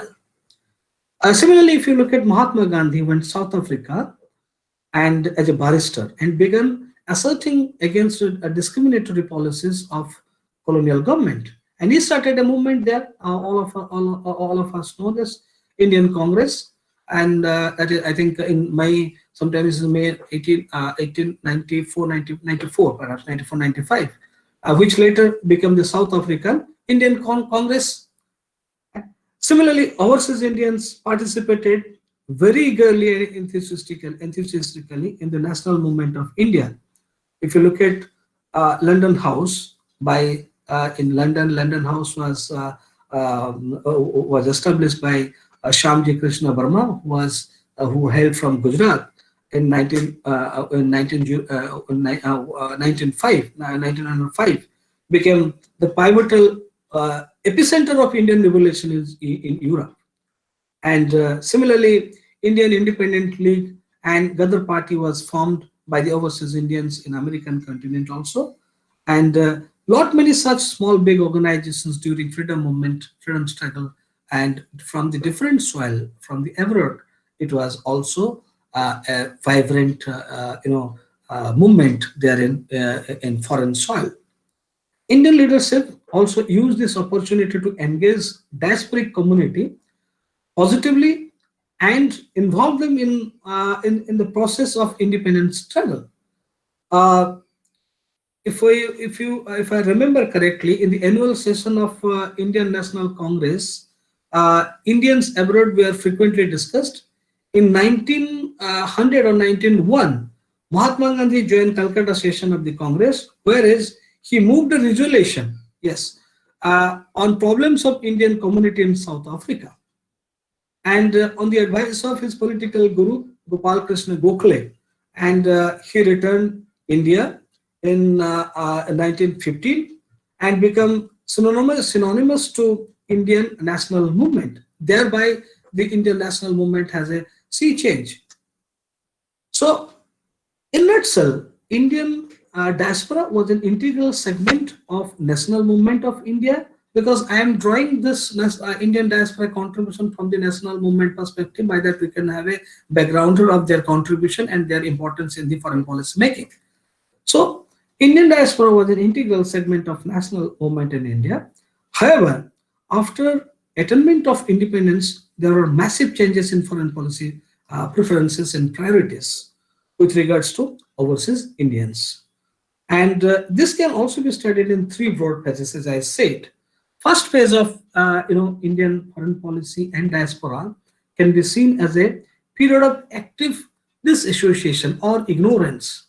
Second is period of which we often call it as a beginning of engagement, and third is close alignment. That means the close relationship and close and the bigger concerns have been emerged. So in the first phase, if you look at the active dissociation or the ignorance watch, because of immediate after we gained independence, Jawharlal Nehru became the prime minister. Though he remarked, though he said on 18 March 1946, Indian gathering in Singapore, Nehru said, India cannot forget her sons and daughters living in overseas. Although India cannot defend her children, that's important, defend her children overseas today, the time is soon coming when her arm will be long enough to protect them.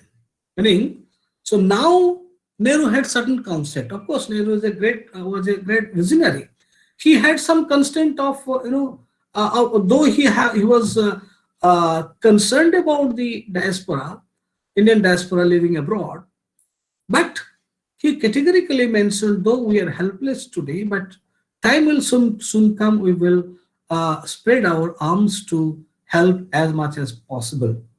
So such kind of disassociation was initially in the beginning, so Indian diaspora could feel. And in the 1950s, again Nehru made it clear in many parts of the Africa, because that was the period when, if you look at in 50s and 60s, there was a uprising in Fiji, in what do you call Guyana, in Africa subcontinent entirely. So there is a massive repatriation taking place because of the racial discrimination by Amin in Guyana and other parts of the African countries also as well. So in 1950s, Nehru made it clear in many parts of the Africa, East Africa, East and West Africa, there is a considerable number of Indians, mostly are business. Our definite instruction to them and to our agent in Africa are that they must always put the interest of indigenous population first.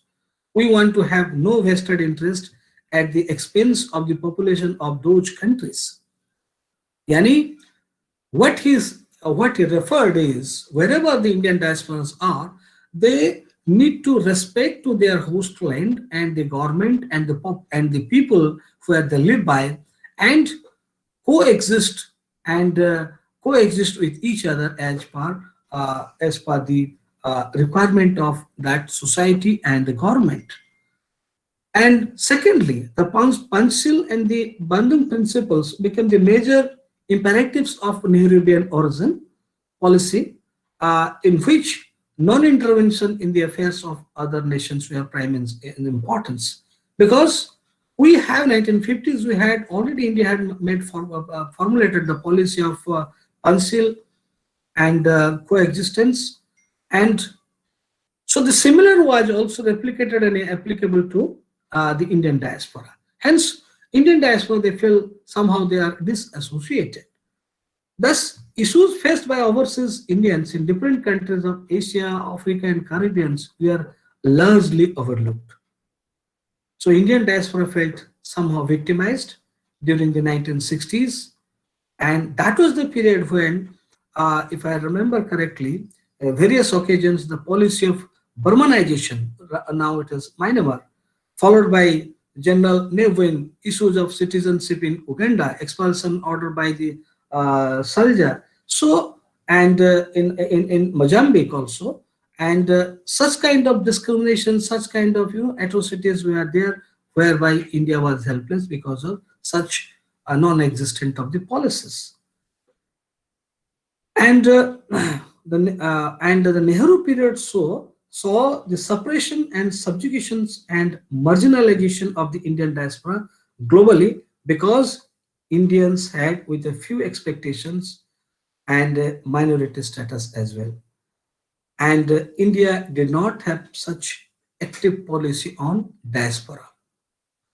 Now, gradually, if you look at the policy shift and the beginning of the foreign diaspora policy in foreign policy making, that perhaps traced back to 1970s because of the oil boom and the 1970s accelerated migration of Indians. That was a period to the Gulf countries where there was very less chances of permanent settlement, leading to repatriation of huge remittances. And that was the beginning period, because many from many parts of this Indian subcontinent, many people, many migrants, they have traveled to Gulf region because of economic opportunities due to what do you call oil exploration. And that was the beginning of huge amount of remittances into India by Indian diaspora. That was the beginning. And on the other hand, skilled Indians increasingly getting recognized in the developed world also, because during this 1970s, the period of 1970s and till 1990s, and thereby also USA, Canada, Europe, Australia, New Zealand, both Africa, both Asia and Europe and America, the global presence, because of the skilled professionals, they have extensively crossed the border and settled in a different format, in a different, and contributed not only to the host society, but also to the, home society, homeland. So as a matter of fact, in 1989 or 90s, one organization, international organization called Global Organization of People of Indian Origin was formed.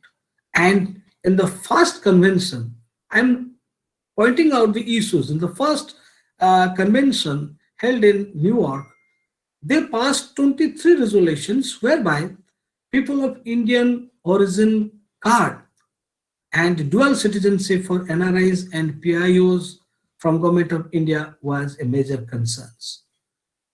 And that was the beginning of diaspora policy making, both in India as well as when in America and other European countries, they had also started making general immigration policies. But at the same time, India has started looking at, that was the time to give space of diaspora and in Indian foreign policy. Then since early 19th, there has been a proactive interest of the Indian government in the Indian overseas. As I said, this was started with the appreciation of foreign remittances from NRIs, because again, there is an economic angle. Why the policy has started gaining space in the foreign policy? Because the huge influx of Indian origin people there in the Gulf region, their remittances started coming both from the Gulf as well as from the Europe and America.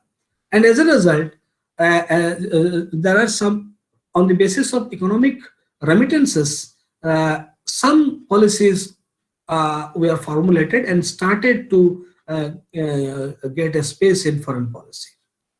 So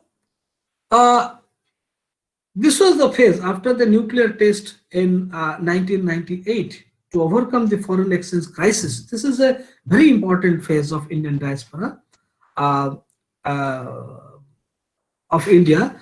India launched attractive financial schemes like Resurgent India bonds and could secure, this was during the Bajpayee government, secure 4.2 billion in a short span of time. This is the major contribution, beginning of the major contribution of Indian diaspora in 1998, immediately after the Pokhran test. As a result, the people of Indian origins were an equally relevant overseas segment to rope them in India's new drive for globalization. And as I said, subsequent phase, if you look at the Bajpayee government, this period of slow engagement was begin prior to Bajpayee.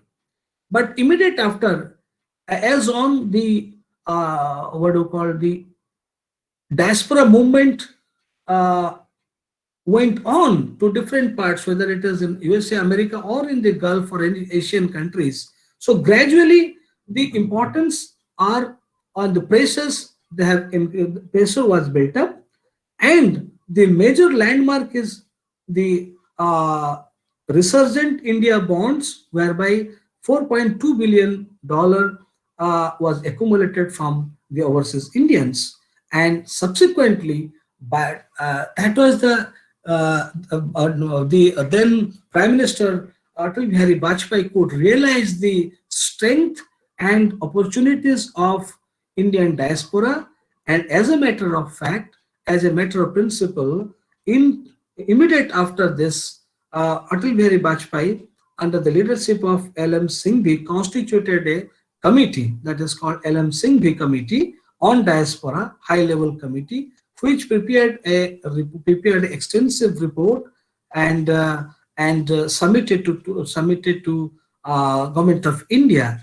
And subsequently, this report, as per the recommendation of the report, there are many schemes like POI, like People of Indian Origin Card, and celebration of Pravasi Bharatiya Divas every year.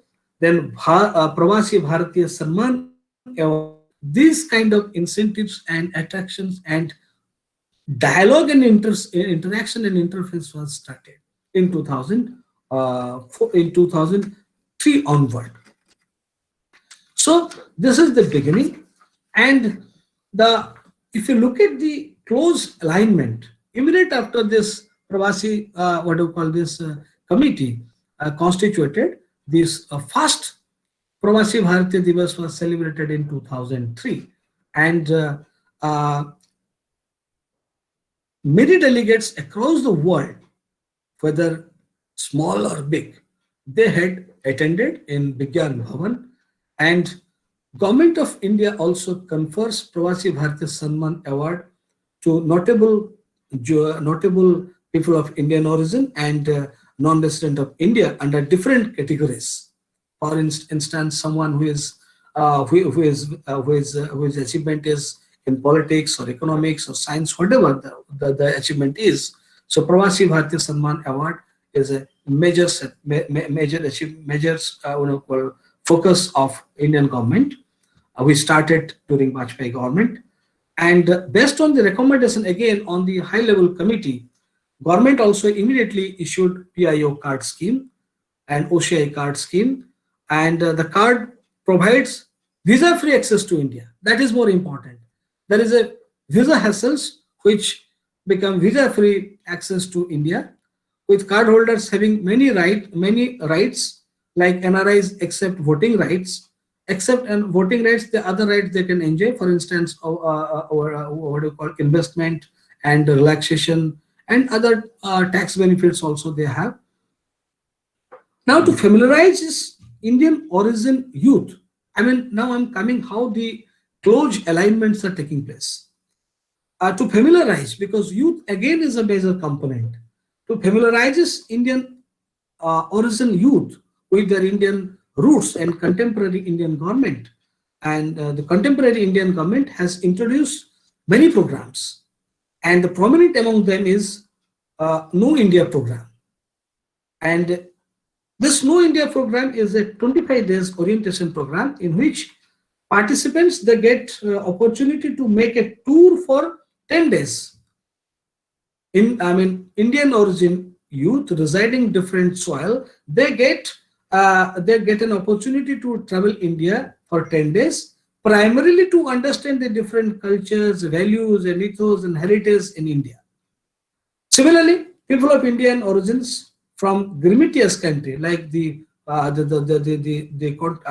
like Grimitious countries, like and Suriname, Trinidad, Tobago, and Mauritius, Fiji, and from those countries, where largely people of Indian origins are, get preference in this scheme, because they are given preference because they have been cut off for last many generations, maybe 6 generations, 5 generations.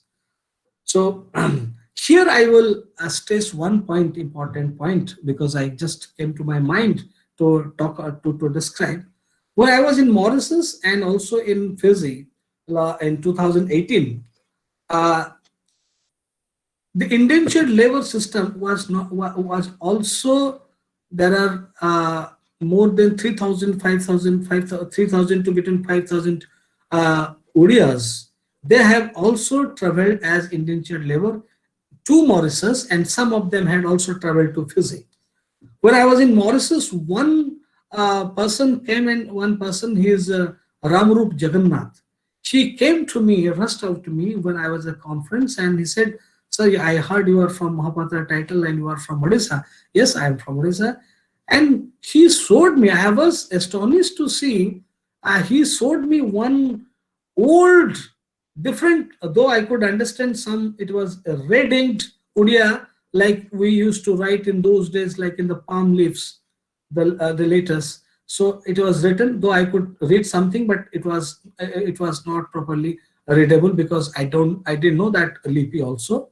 And he said, my grandfather, before he died, before a couple of months before he died, he gave me this Lakshmi Puran. And then I got it translated, and I'm also working on this to identify how many Odiyas have been troubled. And most importantly, because the number was less, you will not find any such Odia. Those there are Odia family, some couple of them are Odia background family, but they don't neither speak nor understand nor read Odia, because they have largely, majority of them, all of them rather, had assimilated or say integrated with the larger community, Indian community, let us say Bhojpuri or some other communities. As a matter of fact, many of them you see the surname Jagannath, that derives from Jagannath. So he is also Ramrup Jagannath.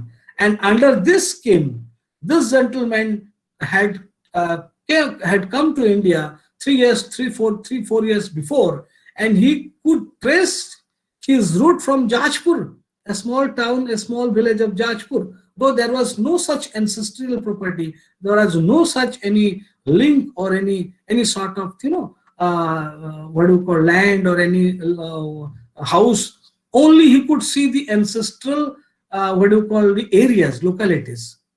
So such kind of programs are being organized, and this is being focused because to make them realize their identity and their cultural identity link to India. So many programs under this schemes are being carried out, and so far another program is called No India program, and another program is called Know Your Roots, Know Your India and Know Your Roots. Under this Know Your Roots program, this Ramrup Jagannath from Mauritius had come. Many people are coming. They have traveled. Many people have joined, and many people are coming and they are joining. They are tracing and they are looking. They are finding their roots where they had originated. So, in the view of promoting academic interaction between this offspring of the overseas Indians, and higher education institutions have also started some kind of many initiatives. In 2015, during this 13 Pravasi Bharatiya Divas, Prime Minister, here I come into the Modi era. During the 13 PBD, Pravasi Bharatiya Divas, Prime Minister Narendra Modi launched an online quiz competition, Bharat Ko Jano, for young overseas Indian residing outside India. And the top 3 winners of the competition get medals by our Honorable Prime Minister under this during this Pravasi Bharatiya Divas conventions held in Banaras this year. So to provide the PIOs an opportunity to reconnect with Indian roots through a sponsored pilgrimage tour, to a pilgrimage package across India, government has also launched Pravasi Tirth Darshan Yojana in 2018 and 19 for elderly people, those who want to come for a Tirth Darshan. They are also given many more incentives, and the age group varies from 45 to 65 years, and from all 7 Gramitias countries, whether Fiji, Guyana, Mauritius, South Africa, or Suriname, Trinidad, Tobago, or even Reunion. So, such kind of initiatives were taken, and this is being the beginning was good during this Atal Bihari Vajpayee, and Prime Minister Narendra Modi has intensified these bonds by addressing large gathering of Indian diaspora in his foreign trips. Now, if you look at the Modi era, what Modi has learned from the previous predecessor like Atal Bihari Vajpayee, the importance of diaspora. So Modi has already, the most popular and the visionary Prime Minister of India, Narendra Modi, has well understood the importance of diaspora community, both in and he tried to reach out the maximum. And he, during, I remember during his visit to South Korea to strengthen India's strategic ties with Korea in February 2019, Modi met with members of Indian community in South Korea. So wherever he moved, any particular country, hereby he always tried to meet and address and listen to the existing and the problems of the Indian diaspora. And as a result, he is well connected. Now, and when he gets connected, naturally India gets connected. And he announced many more policies for Indian diaspora. For instance, on arrival visa. During this last Pravasi Bharati was also, he relaxed many taxes provisions. He also made it easier, like on arrival visa for some countries and the free passage to the OCI card holders. So such kind of incentives to the Indian diaspora people residing in the country, residing outside the India and abroad, they are always benefited. As a result, you see whether it is the 50,000 crowd gather in Houston, in Texas, and whether in USA or in Saudi Arabia, any parts of country. So they are normally Indian gathers, Indian assembly was huge, and this was visible because Modi has reached to this Indian population abroad in the foreign soil. So those Indian diaspora, those who are in a significant number, in a significant positions, they have acted as a pressure group. And the foreign policy linkages, like the other nations' foreign policy, has somehow started looking at in India in a positive. As a result, it was visible. So all policy everywhere we get support and assistance from from the major developed countries. And it was only because Modi had not only troubled and established the links with those countries, but also with the Indian diaspora of those countries, whether it is in Asia or Europe or Africa, anywhere. Again, his leadership visionary can also be understood during this COVID-19. Before that COVID-19, he identified all the Indian diaspora across the world, and yoga was reached out. And all of us know June 21 was dedicated as Yoga Day, International Yoga Day. That was not an easy task. It was only because of our foreign policy and reach out to foreign countries and the people, Indian people there, so we could preach. And those Indians, wherever they are, yoga, Ayurveda, and others, they have, taken a prominent role in Indian foreign policy as a part of soft power. As I said in my initial comment, I will not go by this idealism and realism debate, but rather Modi believed in soft power to reach out to the foreign policy, to reach out to the foreign and to different nations and Indian diaspora residing there. They are the ambassador, they are the bearer, and to establish the link. Hence, they need to be given a prominent space in our foreign policy making, what the present government has been doing for last couple of years. Similarly, in the wake of COVID-19, I mean, this is a very unprecedented moment by the government for the highest evacuation taking place.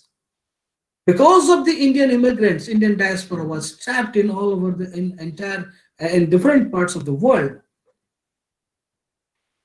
Without any condition, they were given all sort of support through air, through water, and through land. And the massive two successful mission like what do you call Samudra Setu and other Samudra Setu, and that is there are two missions, Samudra Setu, and that is another mission is, I'm forgetting, that is Bandai Bharat mission. So under these two schemes, and today itself, the scheme is also on. 10 lakhs of people have been evacuated. Not only evacuated, but also they have been given proper quarantine facilities with food, shelter, and other requirements. Whether it is in the neighborhood state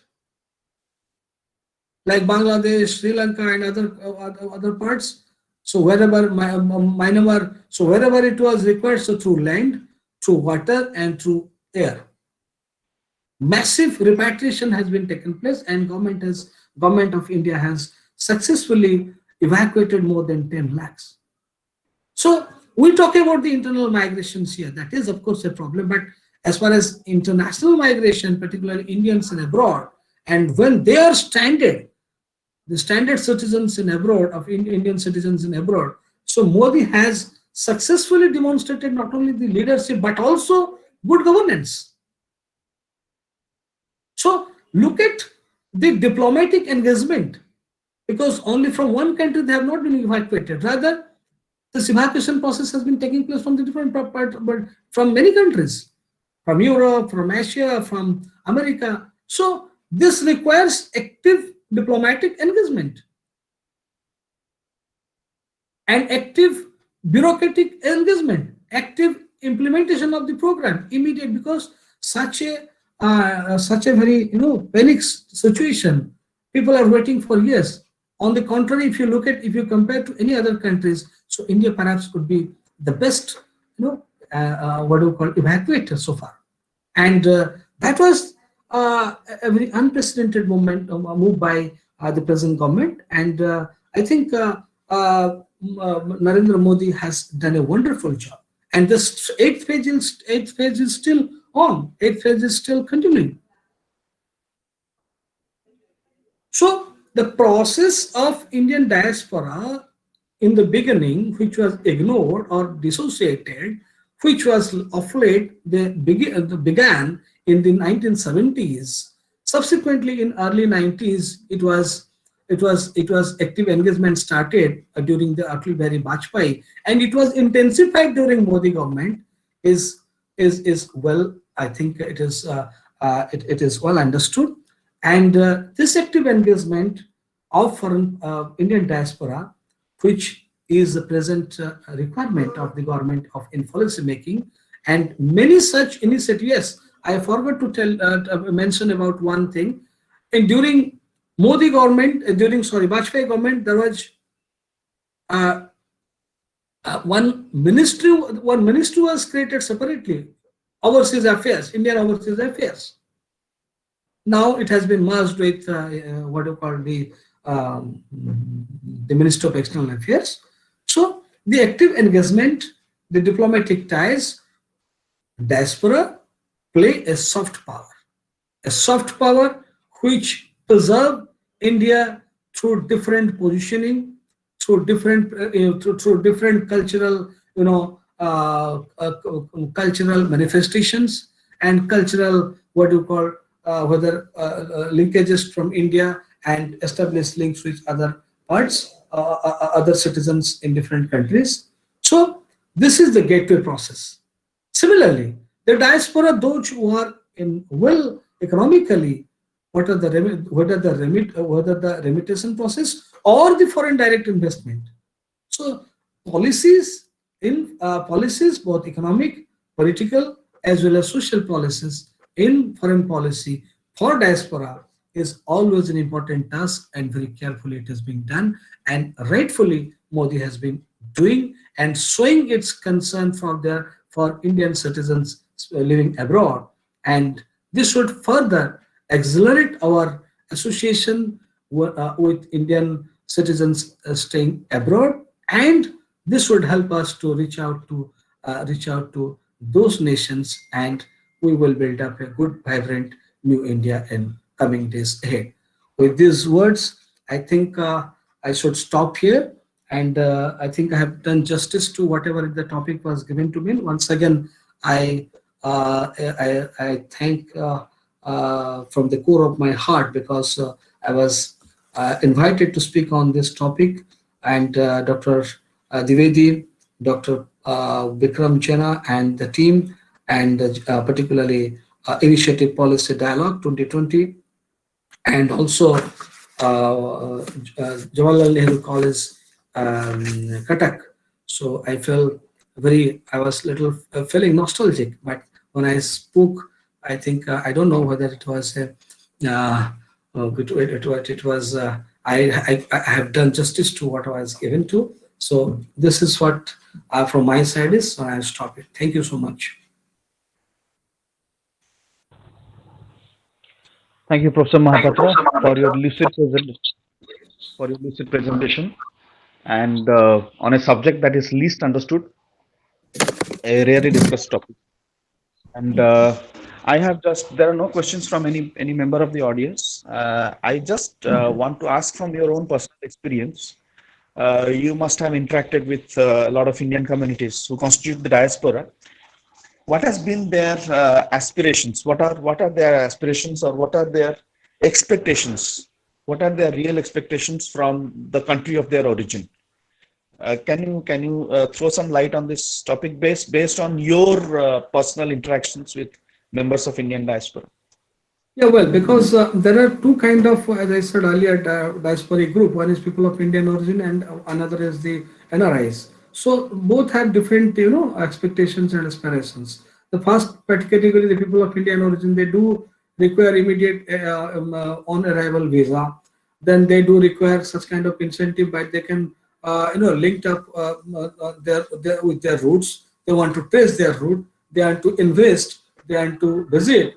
They want to establish a day-to-day relationship. So these are one thing, but largely they want some policy level as far as the what do you call the visa, the on-arrival visa, the diplomatic easy, the diplomatic hassles-free visit. So these kind of their expectation is. Similarly, for the NRIs, the late entries, the late entries to foreign soil, they want that. Similarly, the government should also discuss with the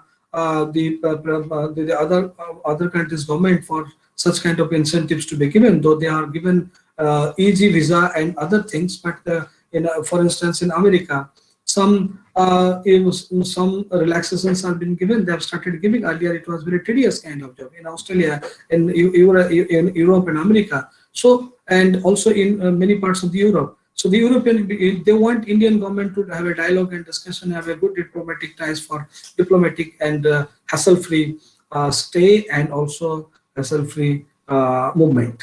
So basic demand is that.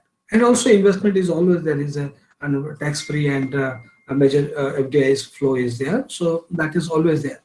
But majority of the demand is the hassle-free and also to protect the rights they are in foreign soil.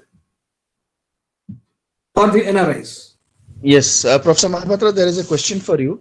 Will India lead the global business through international relationships which were developed by our Prime Minister Narendra Modi? Certainly, yes, because the way we are going ahead with some kind of new India, the new India policy, and of which what do you call the Atmanirbhar Bharat. So if you start such kind of initiatives, and with a what you called good effort and very substantial, or sustainable effort. So certainly we can be a business, we can be a global player. And of course, now there is a possibility, because now people, countries of different countries have started looking at China in a skeptic manner because of this, because of due to this COVID-19 pandemic. So India doesn't have such kind of neither has any past record nor have any plan for future. So India has a very positive options for investment. And I mean, India certainly, I look at as a certainly a good economic, substantial economic place in international relations and also international business. Thank you, Professor Mohapatra. That was a question from Mr. Chinmay Kumar Sahu, a young scholar, a budding scholar in Odisha and a office bearer of card. He writes again, in Bangalore, some SFI activists vandalized the Apple manufacturing unit. Will it have an impact on the investments in India? Such kind of small, I mean, so incidents that take place every day, because we have a huge country and huge populations and many diverse opinions. So any opinion get class, so you will see some kind of reflection. So this kind of reflection will never affect any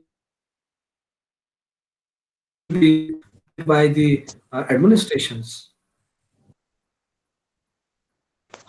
Thank you, Professor Mohapatra. I think we have had a very enlightening session. I now hand it over to the organizers. It was written some time back that the next speaker is Dr. Bikram Jena. So if the next speaker is Dr. Bikram Jena, it's over to you, Dr. Bikram Jena. And thank you to all the speakers, all the resource persons who agreed to be panelists in our today's session. And it has been an enlightening session. It has been a privilege moderating this session as well. Thank you. Thank you, Dr. Dwivedi. This is my a little bit nervous when I listened Professor Sujata Mukherjee, Professor Atanu Mohapatra, and very young and very energetic presentation by Subham Das. It's very problem for me to come last and speak something, and as a head of this prestigious institution called CARD, Center for Adivasi Research and Development, which is work and represent the voices of underdogs and the marginalized section of the global south, what we call repeatedly global south, because it's the terrible bottom area of this corner, and we are representing their voice. Before I start my presentation, I thank to Professor Pallab Chakrabarti, the principal of this Jawharlal College and convener of this one of the marathon record-breaking international Omina Ranjit Guru series, the driven force behind all Rudra, Subham, Payal, and Chinmay, and Anirudh, also Dr. Samuel Lima. Before I start my presentation, I will invite Mr. Subham to play my video. If so, thank you.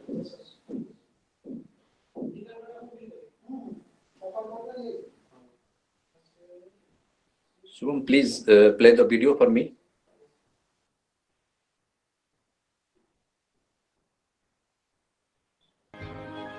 The stage is set for a bitter struggle.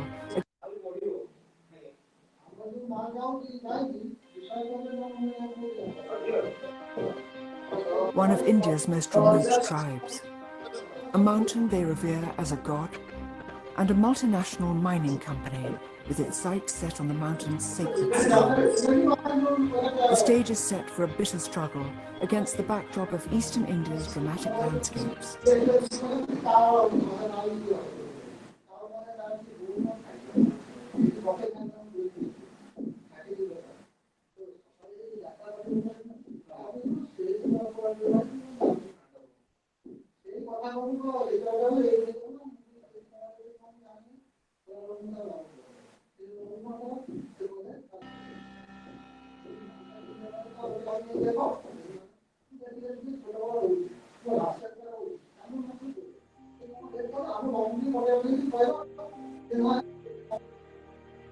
There's a place where rich forest shrouds the hillsides, where the summer's monsoon rains turn the streams into rivers, and the mountains are revered as gods. These are India's Niyamgiri Hills, home to one of the subcontinent's most remote tribes, the Dongriya Khond.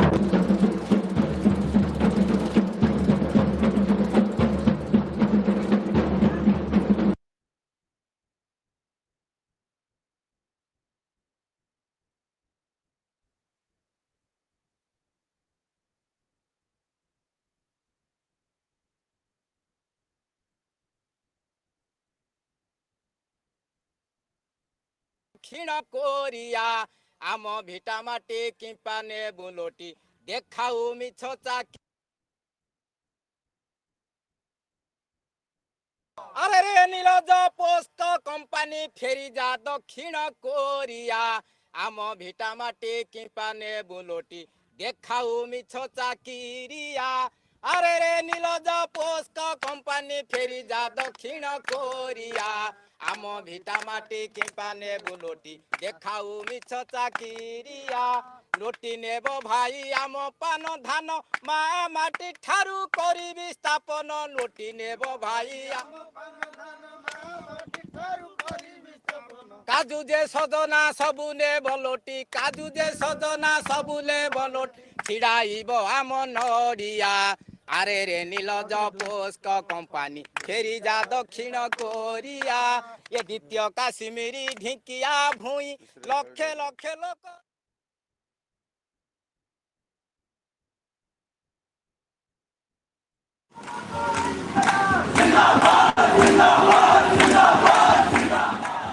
तेरह जून को आज उड़ीसा भवन के बाहर जन आंदोलनों के राष्ट्रीय समन्वय ऑल इंडिया स्टूडेंट एसोसिएशन और दिल्ली समर्थक समूह के साथियों ने एक धरना दिया।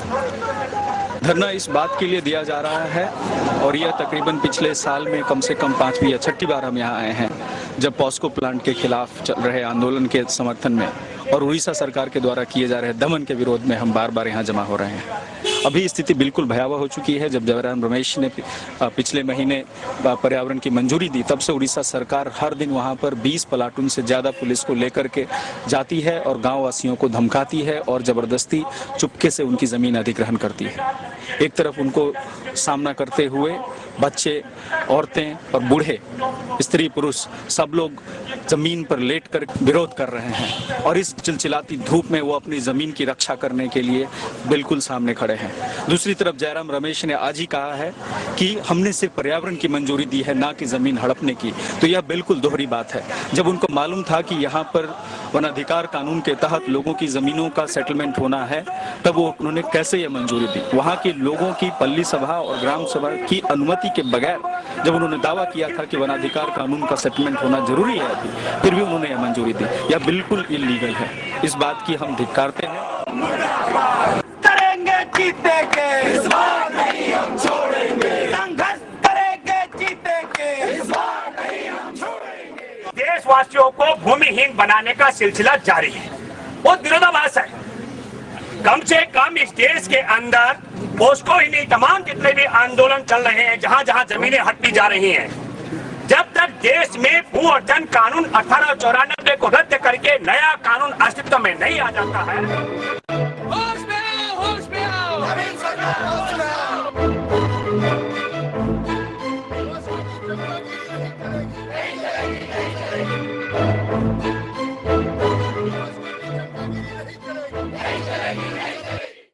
3 activists of the POSCO Pratirod Sangram Samiti, spearheading the anti-POSCO movement in Jagat Singhpur district of Odisha, were killed in a bomb blast on the 2nd of March. It is to condemn these killings and to protest against forced land acquisition allegedly by the Odisha government that the Mumbai chapter of PPSS carried out a dharna outside Vashi station in Navi Mumbai on Tuesday. 3 of our comrades have died. So we condemn this sort of attitude of the Odisha government.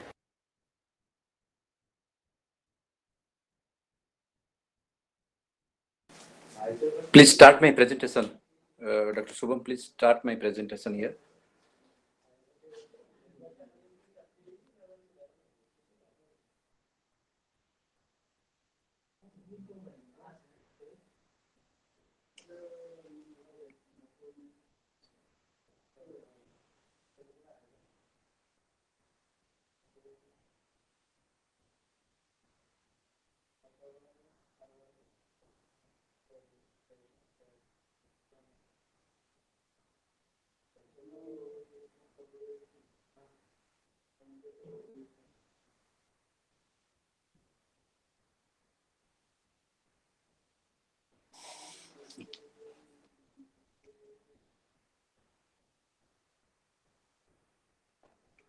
Can you share my PPT, Rudra, please?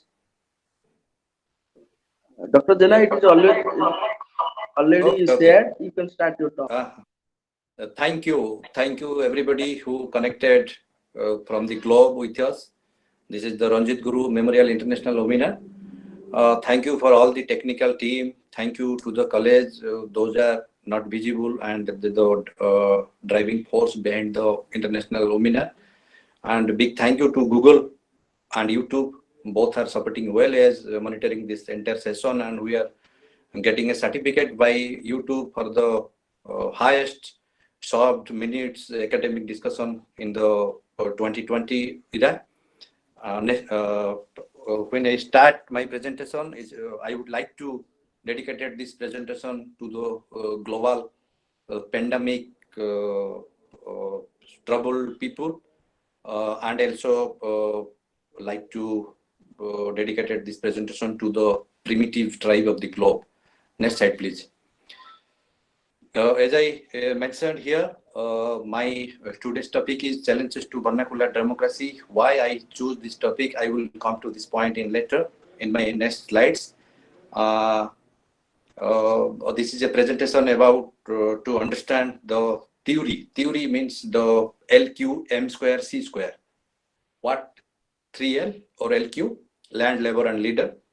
M square means market and money, and C square means company and capital approach. This is a very undoubtedly, it's my own understanding, or maybe you call me the limited understanding. I don't know what good people are doing. I am working on good people. Meteorological speaking, before I start presentation here, my methodology is something different, not as like the simple way of what academic taught us. Tours and travels, long time discussions, individual statement, opinion, views, interviews, orally but long, more than 2 hours. As my teacher, Professor Indra Chaudhary, always said me, Bikram, when you go to the field, you must try to capture the voice more than 2 hours. Long-term conversation in phones or chatting in social media. In today's world, we are living in a post-truth world. What Subham rightly mentioned, in post-truth world, everything is truth behind, not truth. And field visits, news clips, newspapers, cinema dialogues, interpretation, public meetings, speeches, pamphlets, manifestos, directors' thoughts, the cinema makers' insights, the music lyricists, those are writing songs for Indian Bollywood cinema as well English cinema. Strongly, I believe in my eyes, rather yours. If you believe about Shailendraj Mehta, one of my fantastic guru, who was the vice chancellor of Oro University, Gujarat, he taught, if you listen something, don't believe, you must see and try to find out the truth. Next slide, please. Addressing a huge tribal rally on 30 January 2008 at Kasipur, Odisha, Mukta Jodia, Adivasi women activists, she shouted, "You collector, you government, you Tahsildar, have you given us this land, this forest and the treasure under this earth? We have got this gift of the nature and have been enjoying for thousands of years since our forefathers. Who are you and who gave you the right to snatch away this from us? We'll continue to fight till death to save our mother earth, then allow you to destroy this nature-given river, land and jungle." This is a fundamental question asked by one representative of Global South's leader, Sia Chan, women activist who represent the voice of both the movements, the Niyamgiri movement, the anti-Vedanta movement and the Kasipur movement, which has been headed by her. In terms of today's discussion, I will come to my today's topic. What is vernacular democracy? When we are got a separate linguistic state in 1936, I don't know what is the politics behind all. In terms of Punjabis are there and the Marathis are there, the Telangas are there, and even Tamils are more vibrant in that time. But this British mind, this very polluted mind, they try to instigate Odisha as a separate linguistic state in 1936 as a Odia kind of state. I mean to say, those people are always try to take us pathological state, and mosquito is one of the great reasons they conquered us late. Vernacular has 3 meanings: everyday language, according to the people's mode of living, mass cultural observation, and engage for participation interest. By vernacular democracy, I mean form of democracy, equality in the vernacular life world. If we are going to talk about the life world and representing the entire whole world beyond post-truth modernization is concerned, if you read Ghansam Saha in social movement contest, Akia Tanobe and Annapurna Pandey, my friend Mohan Datta, my friend Somerendra Das from Sussex and New Zealand, and if you read P. Sainath, Aditya Mukherjee, even also Sujata ji, and this what Dr. Ashish Dwivedi and I wrote one fantastic article about Dhanmaji and all these things. What kind of problem we are facing in daily life? Next slide, please. In terms of my presentation, next slide, please. My special observation: why and why, why and how, what. In this, the real time to relook Land Acquisition Bill 1894. In my video, these people are protesting for snatch away and to delete this old dormant and this bullshit kind of, the Land Acquisition Bill. Every government when come to power, they need a Land Acquisition Bill in 2006, 2013, and also 2016. Is this the real time to relook National Mining Policy in 1993? Which has been passed out in both the houses with the representatives of our vote in both the Rajya Sabha and Lok Sabha, one upper house and then a lower house, without a single minute of debate. The third one is most important for me, as I am working for anti-academic many times. People are called me anti-academic, and I love to spell it out, because academic people have what I feel personally, they don't know why they are working like this. They knowingly or unknowingly they are working for the corporate house. Why Indian academia should be overlooked these serious issues? Tell me, friends, how many IITs and IIM are serious look in the social issues, what prejudice by the state and the stratagem or clientelistic approach by the state. I don't know why these people are always treat us like outsider. Why the state players act like outsiders, legislator, administrator, judicial luminary, media, and intellectuals. I quote my personal theory here, that is called nanochemistry theory. When I look to nanochemistry, you cannot find in any Google or any kind of social media, because it's a very fresh idea of my personal views. Nanochemistry theory means uneducated uneducated politicians and half-educated bureaucrats with the media person. Those media, I quote here something probably rightly mentioned by Mohapatra, one of such great communicators of Global South as well Globe. He said media is a profit-making organization. No doubt about it. Media is an organization, and every organization needs more and more profit.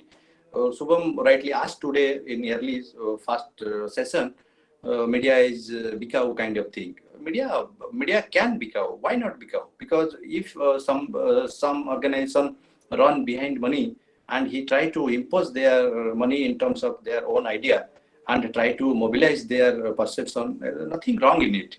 Media always become in my father's time. Media means doing work in media, one kind of service to mankind. But today's glamour world, how many investment they need to chunk out to do a media house and intellectuals. Here in Odisha, I really very shocked. No people I find here, those are seriously working for these social issues. Rather, they working for 3P, power, position, and promotion. They running behind APS course regularly. They need seminars and any maximum numbers of symposia and refresher courses. What they are doing here? They are doing nothing. They are not representing the voices of actual what happened in ground realities. They need to find out the solutions and don't running behind money. Professors are running behind vice chancellorship. Assistant professor need to promoted as associate professor. Associate professor need to change their profile as a professor. After all, at the end of the day, when these people are die with a very heavy heart kind of die, they do not think seriously about the social issues, not think about the reality of the society. They are representing not exactly the young minds, they are representing the generation to come. If they write something new, then the generation will get benefit in future.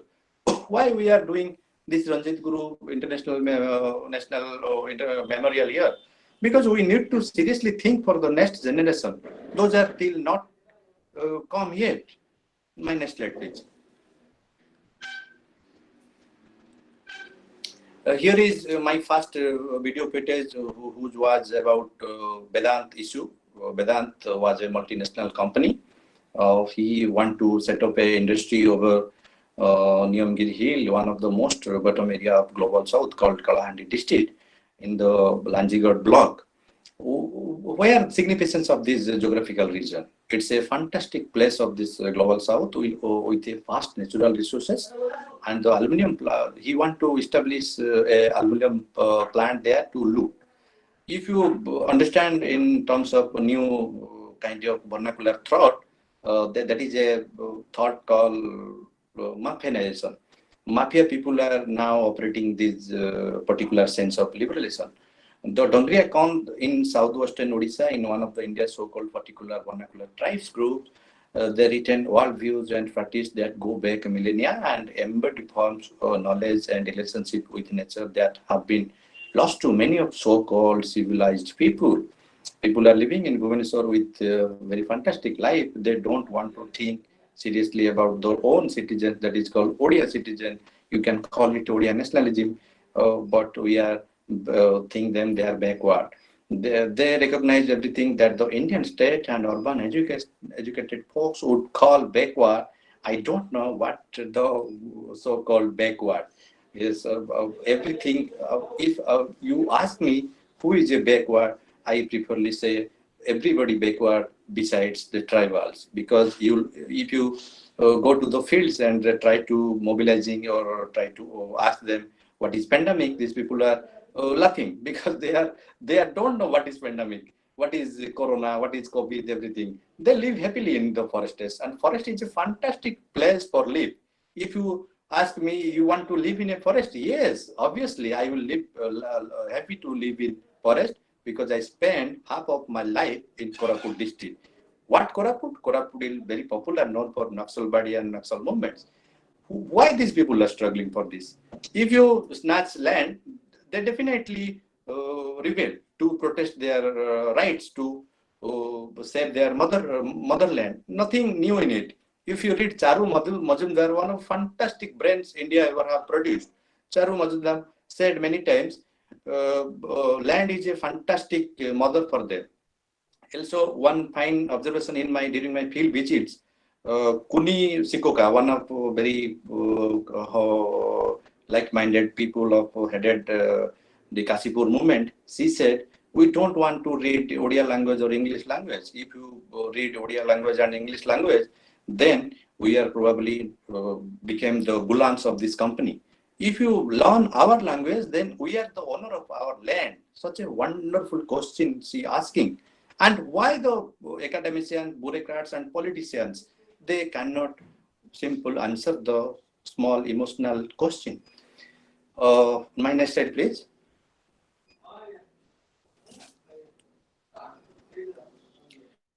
My research question is that what a strong land determination, resettlement and compensation policy, not yet.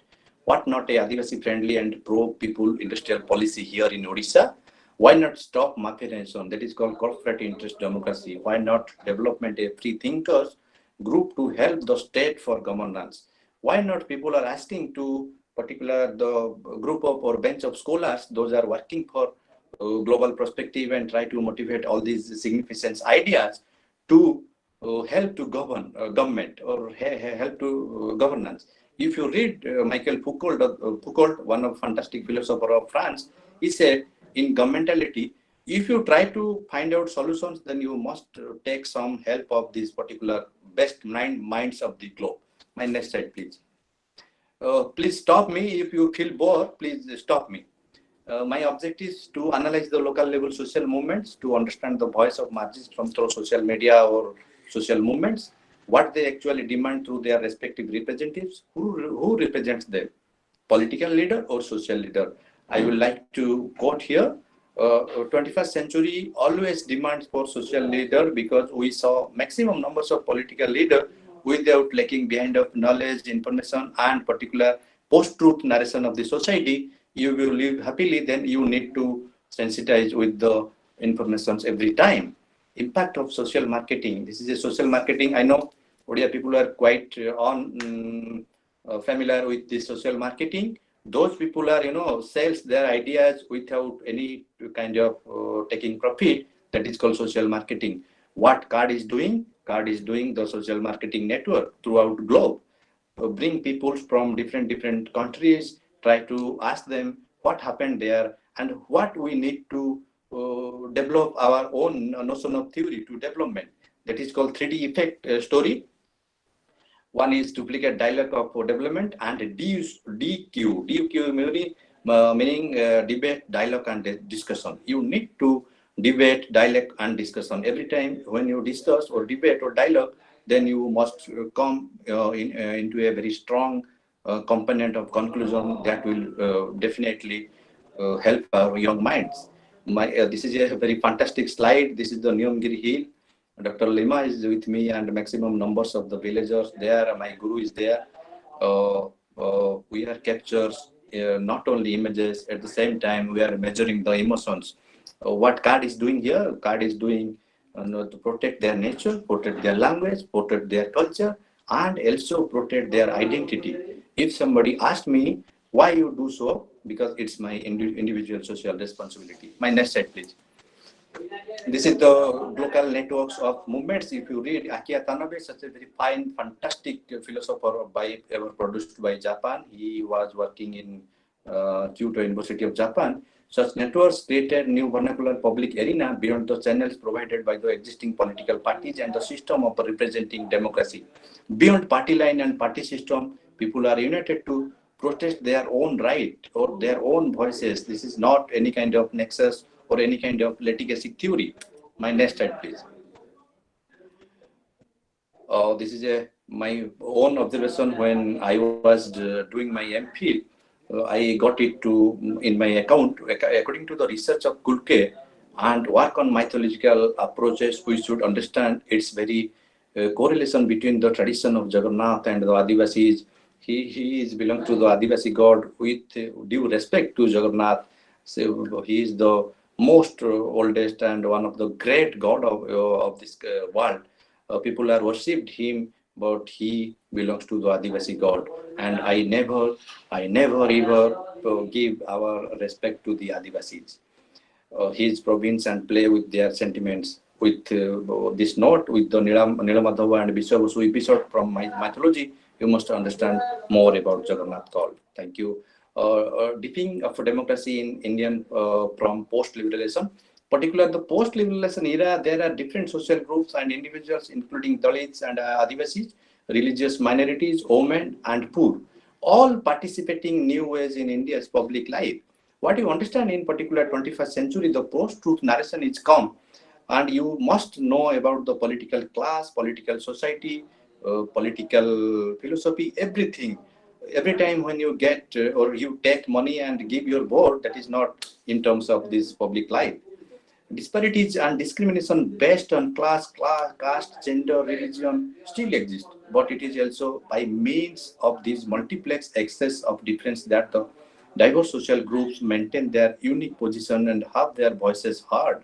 People must heard one day that kind of series of dialogues in terms of the textbook orientation of the history, political science, sociology, what we call it social science, and I tag it multidisciplinary approach by their nature of research. My next slide, please. Okay, stay on. Democracy means what they are actually it meant for. The lower class talked about sales. Sales means in Odia bhago. These tribal people believe the jungle depends equality in terms of their livelihood, to demand equal rights of access to state resources. Everything is distributed according to the quota. Large wards gain more according to their share. Everything is like that. Everything in terms of this country, this tribal people, if you look my state is representing 24% of tribal minority groups in 62 tribes. Think seriously, if the 50%, 54% votes during my teleconversation with Subham and Aniruddha, what I get to know, if you go to the 54% of this vote, if one government formulation one government and the 24% margins they don't get go to the vote, then think seriously what kind of democracy we are living in. The new vision of the community from below. What definitely you can call me why you should always tell you are from below.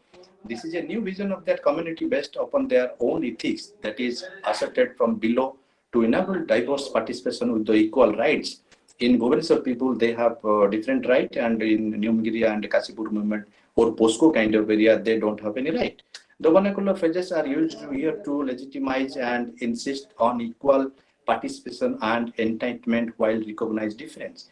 They have a different idea and vision for values and institution. They have a different idea for their village. They have a different idea of notion for their understanding. They have celebrating their ideas to protect their individuality. This is a very problematic when women participation came forward to protect their mountain. That is called the ancient belief of this particular sense of to protect their Nyumgiri mountain. What Nyumgiri stands for? Nyumgiri worshipped by these tribal people or primitive Kanda people. 3 Kand people live in Nyumgiri. One is Jharanya Kand, another is Dagriya Kand, and third one is Kutia Kand. These particular primitive tribe groups of this state, they worshipped Nyumgiri as a Nyomo Raja or Nyomo Penu. Penu means God in tribal. The Vedant movement headed by Green Kalahandi, Nyumgiri Surya Samiti, Kalahandi Nagarik Sachetan Manch, Bhavanipatna Yuva Bahini, John Jagran Manch, Kumti Maji the leader, he passed away. One of the great friend of mine, Ladosikoka, Lingraj Azad, Satya Mahal, Siddharth Naik, Bhakta Das, the former union leader of this old party, Mukta Jodia, the Prabhupada Samantrai, the Green Nobel Awardee. When I, try to capture their voices, I feel their pain. Here is add one more thing about the POSCO project. What POSCO? POSCO means one of the most FDI, foreign disinvestment kind of project. They want to set up a steel project here in Odisha, about 50,000 crore. I don't know why these people are not answering this question. Many times, if you, no, Rudra, please back. Maximum time when we are going to try to recording the voices. I have voices of former finance minister C. Prafulla Ghadiji, also that time of the former minister Dr. Damodar Rautji. Damodar Raut said me, if you try to look anytime to steel industry, the day will come, people will eat steel. Such a wonderful statement given by him. And Prafulla Ghadai also said me, I don't know, government is doing all these private affairs and promote these private players. We don't have promote our industrialists from here, Odisha, to represent India or global south. We are always invite outsiders to do here, industrialize such a poor state we are.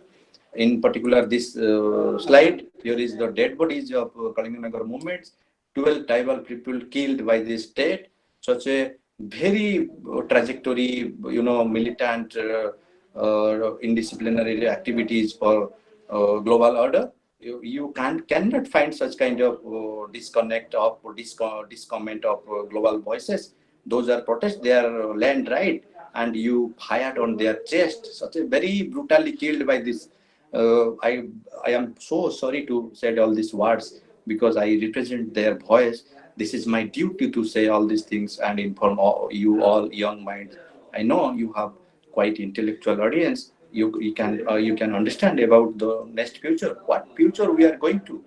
What rightly mentioned about Subham today morning, the artificial intelligence. You are trying to scare about our brains, and without mapping our brains, you don't understand what emotions, what feelings we have lost for their particular sense of humanity.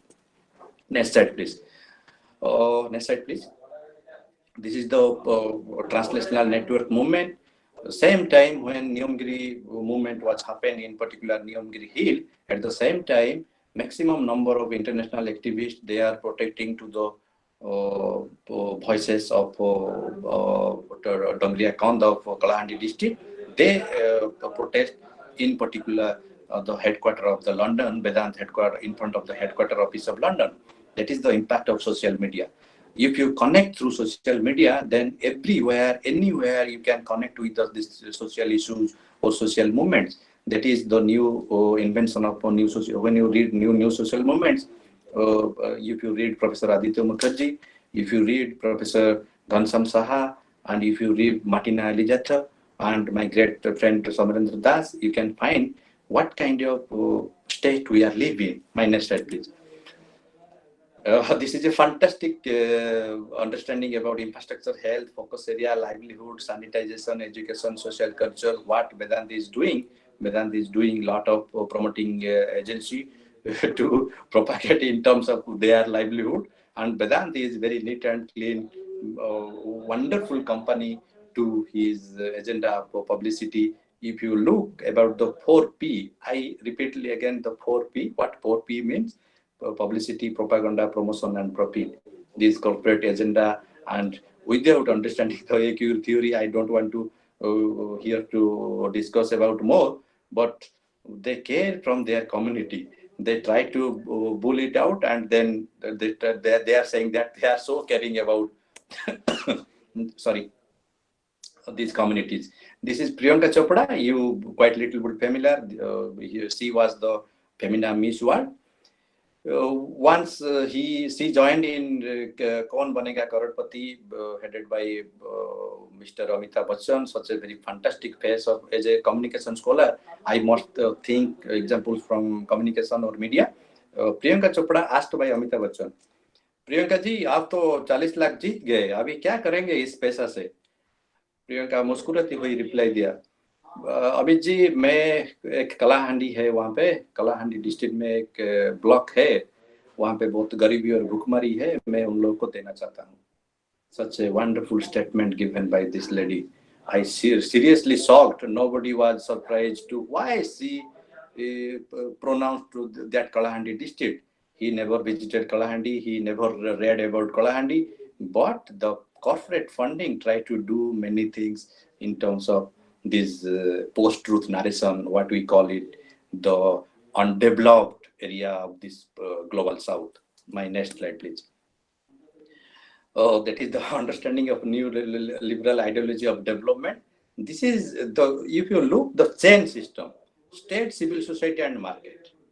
Today's last 3 or 4 couple of days, we are continuously focusing on civil society. Sorry to say, we don't have any civil society in our Odisha because people are taking money to say something in front of media and say something behind the media. That is the on understanding chronological order of neoliberal idea of development. If you think seriously about the development, there is 2 countries in the world. One is significance for development and another is undevelopment. There is nothing concept about developing. The developing means quote unquote, it's a jargon kind of word to de-link our own understanding of notion to avoid the third world countries perspective. In the same time, we cannot ignore these issues every time. My next slide, please. Also, my next slide, please. Also, I am talking about information communication technology, what ICT is means to development, ICT 4D, state, civil society and market, what capitalism approach related to democracy, what I previously said about the mafianization theory, that is called capitalist approach of democracy. In our democracy system, if you read Pratap Bhanu Mehta and if you read about particular Christopher Jaffer, you read Vishnu Mohapatra, they are frequently saying about this, the democratical practices, how capitalist approach and this corporate loot. If somebody give you money and you elected as a government, then you people are nothing to say particular this corporate people because you elected by their money. This is a very unethical approach towards the black era of democracy. I am not talking here about the emergency. The emergency part is something different. That time the capitalist approach is not there because LPG model is not there. But nowadays, when you think seriously in this type of democracy, you must seriously know about what capitalist approach related to new democracy. My next slide, please. My next slide, please. A new public philosophy based on ontological equality. I believe one of the best aspects that India thought has to offer humanity in the value of the ontological equality.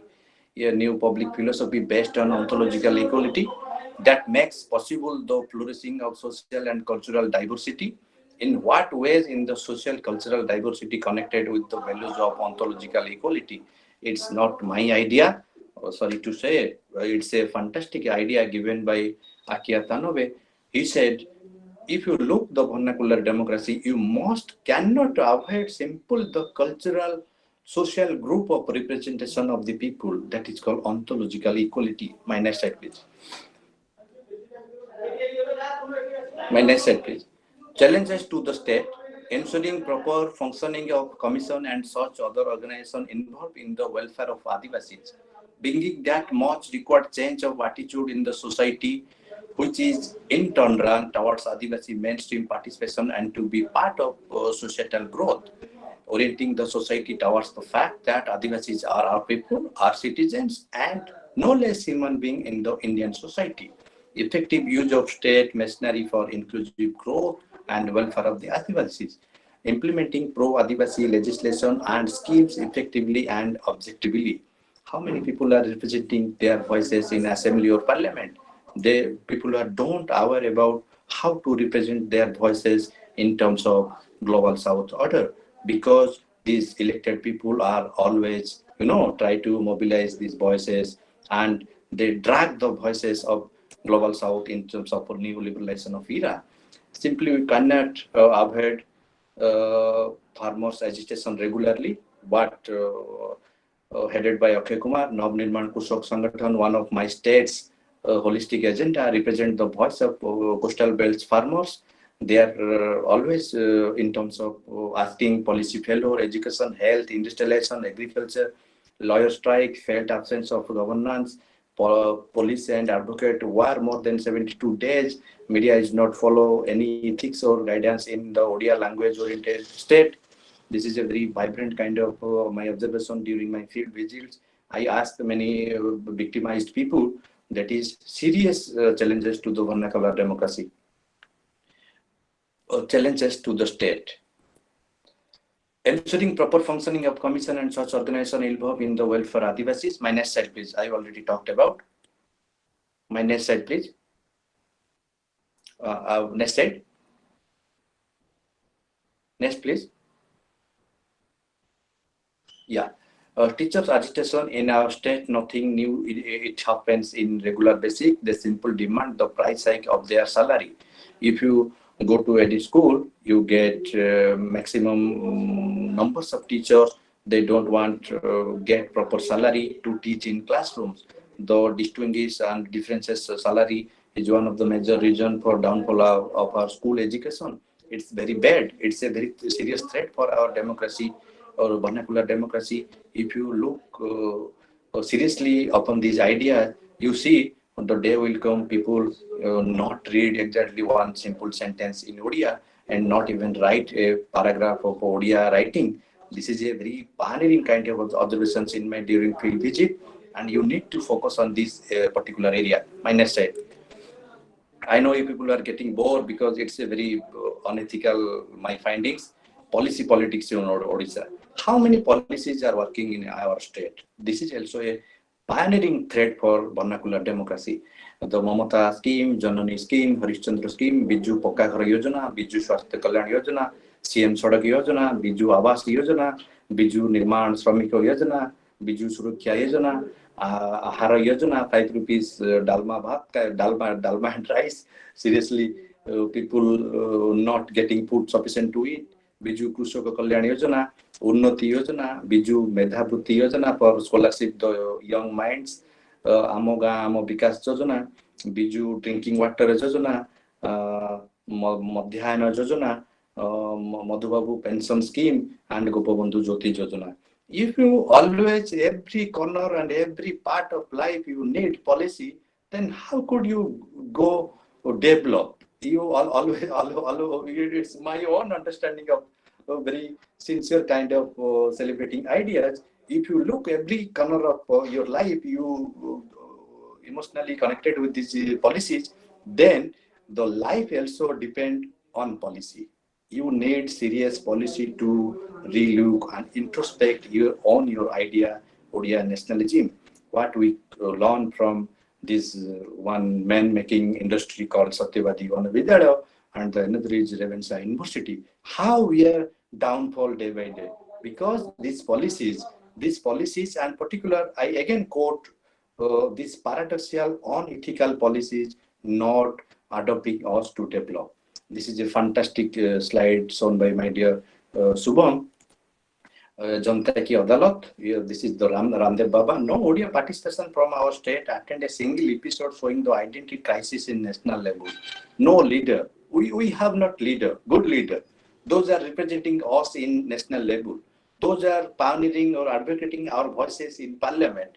This is a very unethical participation of state-center relationship, and at the same time, the vacuum of leadership. After 25 years, what Jack Ma is saying, the great Jack Ma and the Bill Gates, one of the finest faces of the industry, they are a little bit worried about South Asia. We have sufficient food to eat, but we don't have mind to understand what kind of problem we are going to face in near future. My next slide, please. Nobody invited me to talk here, or neither I came here. It's by the grace of God to sitting here and interact with you. Why I am here? I am advocating Adivasi issues related to their livelihood and future. At the same time, I am a social marketing campaigner to promote individual social responsibility. After continuous failure of corporate social responsibility and academic social responsibility, I am coming with this new idea, ICR.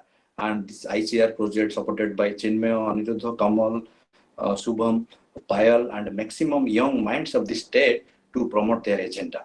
Campaigner for protecting nature, culture, language, and identity, what I already mentioned you. We are representing their voice in Global South perspective. As a social thinker, as a policy thinker, it's my first and foremost duty. Don't want to ignore their voices. We want to capture them. Our new generation will listen them. What our forefathers was telling in front of camera or in front of mic. And I add one thing as a communication scholar, mic and camera never tell any kind of lie. Okay, my next slide. My next slide, please. Many opportunity and possibilities. What kind of opportunity and possibilities in my state? We are rich in mineral resources. We have plenty high density iron ores are available in Joda and Borbid area. We have Keonjhar, we have Sundargarh, we have Mayurbhanj. The belt of mining, longest coastal belt of our country was situated in particular the coastal region. Poor in terms of intellectuality. We don't have intellectual voices. Those are, capture these all ideas and try to mobilize in a separate kind of leadership. People are, people are saying in my state, leadership means only represent in the assembly well and shouting unethical voices to not protecting our development region is concerned, what we call it seriously, haphazardly and very bullshit kind of idea. What we have the gift of nature, wildlife destination, and most of rivers are covering by our state. Every year we invite flood in the monsoon season, but we can stop a single drop of water for harvesting or for agriculture purpose. That is a very bilingual kind of understanding without lineage of the new sphere or public sphere kind of thought. We need very serious and thought-provoking leaders. Those are seriously, the state is depend high moral education, high moral public health concern system, and the third one is agriculture, and the last and final, the tourism sector. If you look these particular four pillars of the state is definitely becoming one of the pioneering state of the global south. Chilika Lake we have, then Uipur. We have Chilika Lake, but people don't aware about Chilika. Crocodile corridor, elephant corridor, and tiger corridors are plenty available in my state. Possibilities of tribal tourism across the state and lot of rural sites as well. Numbers of rural sites to visit and conquer the tourism sector. Longest coastal belt, super climate, such a wonderful climate we have in Koraput and Kandhamar. Very emotional fool we are by born. We are born very poor and we are emotional fools. That's why we cannot do anything. This is a wonderful project we started in Ravenshaw University. Adivasi Question and Policy Roadmap, envisioning Odisha. We are looking future history. What kind of future history we have?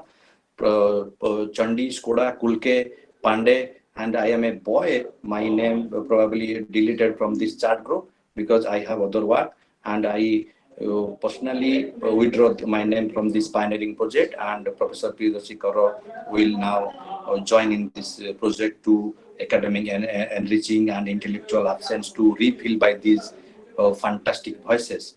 Akia Tanave, the noted scholar, already I mentioned. My next slide, please. My next slide, please. Let us determine to treat Adivasis with dignity and respect, give them their due and recognition, be human and be humanistic in our approach, realize that they are our people and are aboriginal Indians. Only then you could expect. My next slide, please. Development for whom and which cost? Development with democracy or without democracy? Development with human right or without human right? Development with presidential or unprecedented? Development with constitutional or unconstitutional? If you go to look the constitution, it says there is no such kind of provision. Land acquisition such a very bad idea, because land belongs to the cultural genesis, psychological understanding for the poor. Those are representing their voices. My next slide, please. So such a fantastic slide that that and this from my side. I looking how Danomaji and his daughter, he carried her dead body of his wife and walking near about 12 kilometers. Entire global south would shocked to watch this kind of image from my state. This can be happen in our state, Odisha. What we call it, Odisha, with respect, dignity, and self-realization. We must understand this voice of global south. Without capture the emotions of these people, we must address these issues in a different perspective. Next slide, please. Next slide. India in a transition. The center-state relation, we must think seriously about our country also. In increasing participation of individuals and groups who seek expansions of life chances, ability with much uncertainty and inequality. In the 21st century, we are witnessing vibrant development in many world regions. We can safely say today that modernization does not mean westernization. We don't believe in the Eurocentric notion or Americanization theory regularly. We must include our Indian theory and impose what we taught and learned from these old institutions called Nalanda, Takshashila, and Bikram. How these institutions pioneering and representing our voices for many decades, for many centuries. But now what we are doing? We are doing nothing. We are doing very self-centric works. We are not bothering about what happened in our state, society, and market. This is a very bullshit kind of idea. There are plural paths of development and plural fronts of modernity in the world. What we call it global south, or what we call it the post-truth scenario of this modernity, or what we call it the positive approach, or any kind of the Marxist idea. How the idea chance of a major reconnecting the global south perspective of development and identity. My next slide, please. Next slide, please. Ontological equality as the basis of socio-ecological ethics. Ontological equality is equality or oneness of all being at the level of existence. Though political, philosophical, orthodox in Indian thought, it remains basically subaltern. What the subaltern historians? I don't want to quote anyone's name here. The subaltern historians are sitting in AC rooms and they are planning for, they are writing history of their own imaginary voices of this global south, what we call it, Koraput, Kalahandi, and Balankiri, the KBK, and the MSK, KBK versus MSK, Mayurbhanj, Sundargarh, and Keonjhar, and KBK, Kalahandi, Balangir, and Koraput. Without visiting and without asking, without mitigating the pure holistic kind of questions to them, discuss with them, you cannot write subaltern history. Subaltern history is a very, I don't want to blame anybody. It's we want to take on behalf of myself only, because I also do so serious work for them when we try to represent their voices in global order, to not to disorder the global order. I believe one of the best aspects that Indian thought has to offer humanity in the value of the ontological equality, what Veda, Shastra, and Upanishad taught us. Your new public philosophy based on the ontological equality that makes possible the flourishing of social and cultural diversity. In what ways in the socio-cultural diversity connected with the values of ontological equality? Please, previous slide.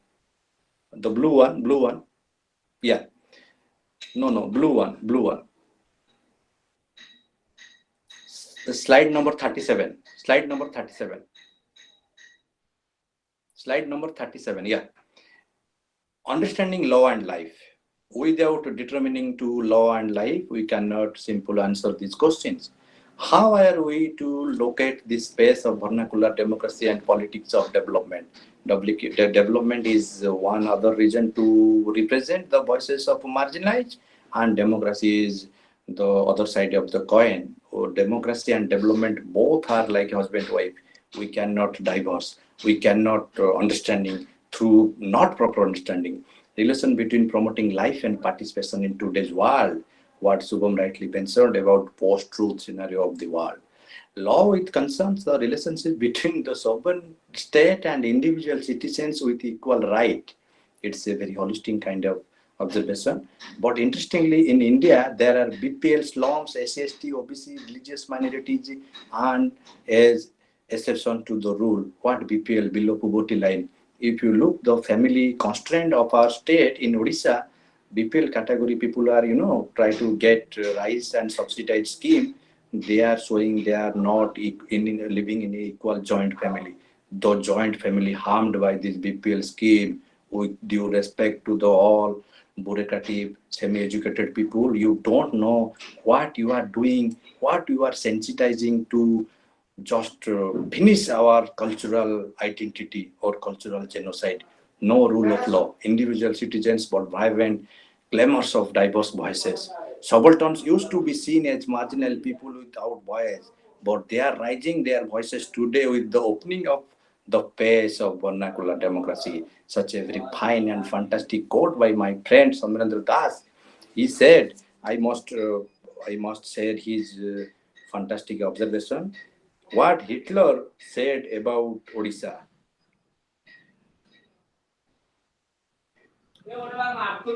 Hitler, the great ruler of Germany, he said, if you try to take this land of Odisha, then we possess Odisha in India. We will be number of countries for all time to come. 1939, the statement given by Hitler itself. Such a wonderful state. We are with a lot of opportunities, lot of possibilities. My next slide, please. Beyond vernacular democracy. Vernacular, no. Previous one. Slide number 38. Yeah. Beyond vernacular democracy. Vernacular democracy is a historically groundbreaking movement supported by the subaltern value of ontological equality and logic of tetragrammatic that aims at coexistence of diversity. Idea of modern democracy with a profound problem of the failed inclusion of the subaltern democratic imagination. In post-truth world, you cannot believe in imagination. You have to do something and then try to upload it in YouTube or WhatsApp or Facebook. This FEMIA, what I call it, the FEMIA of publicity. You can aware about the FEMIA of publicity. A reflexive ethnography reveals a different and alternate inverse of ideas, principles, and practices that codes into core beliefs about representative and deliberative democracies. Questions of how to combine representation and participation in democratic politics, achieve a future that takes into account sustainable relationship between human and nature are important agendas not only for India but also for the world. If you believe in the global citizenship order, world is a village to me. I don't know what world for you, and you feel world is very vibrant and like subsequent global. It's not like that.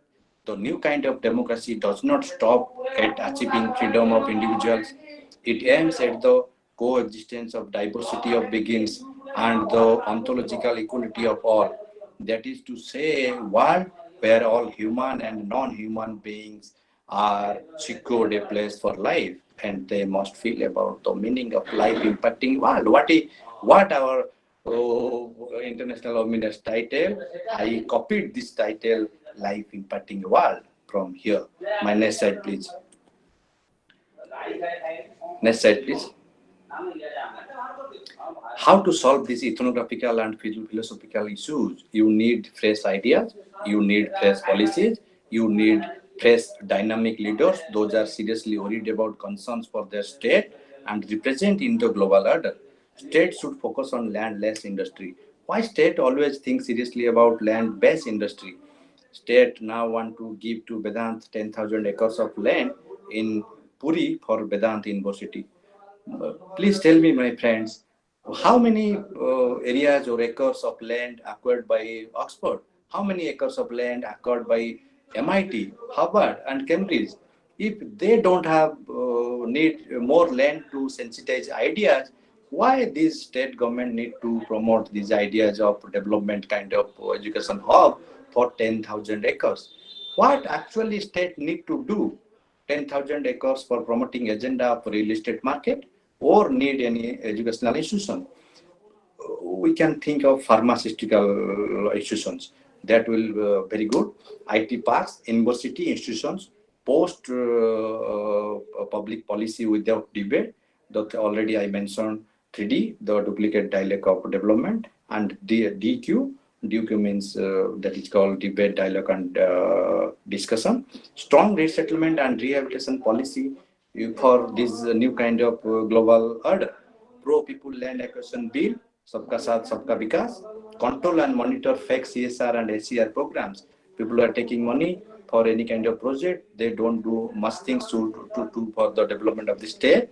And my arguments for strongly, I believe in individual social responsibility as an individual. I want to do lot of things for my state's people. By saying this note, I will end here. Patience hearing me. Thank you. Thank you so much. Thank you. Thank you, sir. Thank you, sir. There are few questions for you in the chat box. I'm just reading this. Just try to put your brief insights on these questions. चिन्मय कुमार सब art मोर प्रश्न जे आदिवासी मानकर प्रकृत समस्यार समाधान सरकार ना समाज रे बसवास करुवा आदिवासी एवं आपणक मतरे समाज रो उन्नतिकरण बा डेवलपमेंट कहले कोन? नेक्स्ट क्वेश्चन अछि तांकर आदिवासी और आदिवासी अधुषित अंचलर नाम नहीं किछि राजनैतिक एवं सो कॉल्ड एक्टिविस्ट माने निजर पेट पोषिबा चक्रांतर आदिवासी मानकु ठकुन नाहंती तो? In Odisha, there are many tourist places which are tremendous level place as well as international tourism place over global level. But at the same time, why the Navin Patnaik is so much interested in industrial investment? Is it a torchlight towards destruction of the nature? And final question is from my side. In the name of development, third world countries are illusioned by the developed West. Developed countries of the world are outsourcing their polluting industries to third world countries, for which third world countries are paying a huge cost in the term of environmental cost for their development. So globalization-led new colonialism has impoverished the third world countries as well as to the tribals by concentrating wealth in the hands of a few corporate class of the developed West. So my question is, do you think that unless we decolonize our greed over natural resources, things are going to be disastrous for our environment in future? And finally, how to protect, how to protect tribals from their linguistic and cultural genocide by the state? Over to Dr. Bikram. Thank you. Thank you for very fascinating questions asked by my dear colleagues. What I asked today, Sujata Mukherjee, the doctrine of equality, and then you want to ask me about the public trust doctrine. You never always quote about this particular, I am not a fit to give your questions answer. That probably your question should be answered by Harari, the great writer of 21st century in 21 lessons for 21st century. The global order is disorder because we don't have leaders. You need leaders to lead us. People like you are working in a college and you want to do so many things for your students, and others are, try to pull it out. Don't do, Subham. If you do, then I will also do. Because people don't have that much of idea to understand that kind of thing, to do lot of things for the global perspective. What you call it, the third world perspective, we have to obey it. We are poor enough. The loot, if you look the national movement, what national movement happened? National movement happened due to the British colonial rule as well as the company rule. Both 100 years looted by the company in the name of East India Company. Then the next 100 years also looted by this governance of England, what you call it, British Raj.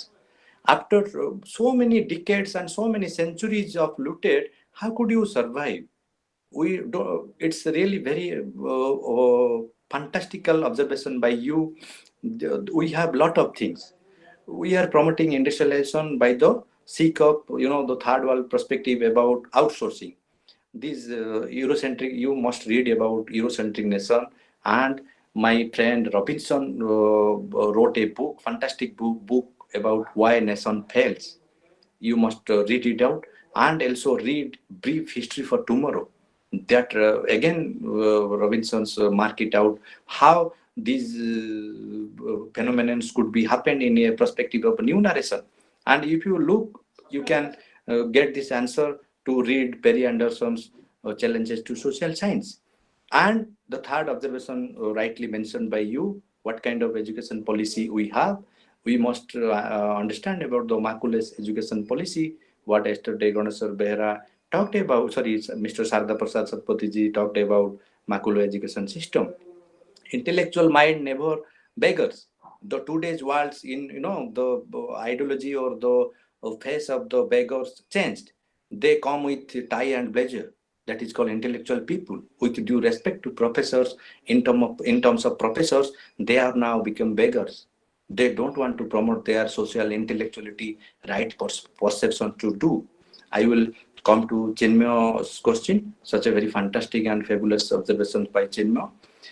Many people are doing activists by the name of tribals, Dalits, but if somebody read in a engineering college and pass out with a MTech degree, then he won't get any job. He must be doing activism. I also support him, because some parents spend more than 8 to 10 lakhs for a degree. Then after that kind of half degree, he cannot get any job. Then they immediately transfer to their idea into activism world. Even people are saying in our state, very popular slogan, politics is the highest degree of service. Sorry to say, my friends, politics is not the highest degree of service. Research is the highest degree of the service. If you want to serve the nation, or if you want to serve the humankind, then you do serious research. Your research outcome will be serve the nation's identity and protect the nature. And if you exactly mentioned about what our Chief Minister's policy and program for tribal development, I don't think the Make in Odisha conclave was a super bullshit idea to promote their livelihood, promote their culture. You need a strong determination pro-public policy, because you need to develop this particular state. You need good leaders. You need proper leaders who can address your issues in well, both assembly and parliament. We are vacuum in all these things. I think with this note, I will end here, because a lot of people are so boring because they never seen such kind of, very anti-academic jargon kind of observation by their professors in classroom, or by any friends or any seminar. They cannot even understand. I wandering throughout the country. I visited so many IITs. I visited so many IIM and central universities. I asked them, sir, what are you doing? Why are you not so serious about this holistic kind of nature observation and ideas? You must do something for our nation first. Then we'll think seriously about our future. People are so serious about their family. People are so serious about their son and daughter only, not bothering about this holistic manner of the nature, what we call it family. The world is a family for me, and world is not necessary to teach any kind of lesson to intellectual brains. Thank you. Thank you, Dr. Jena, for your wonderful deliberation and answering all the questions asked by our participants. Now we have in the state of concluding our morning session. A very good afternoon to all.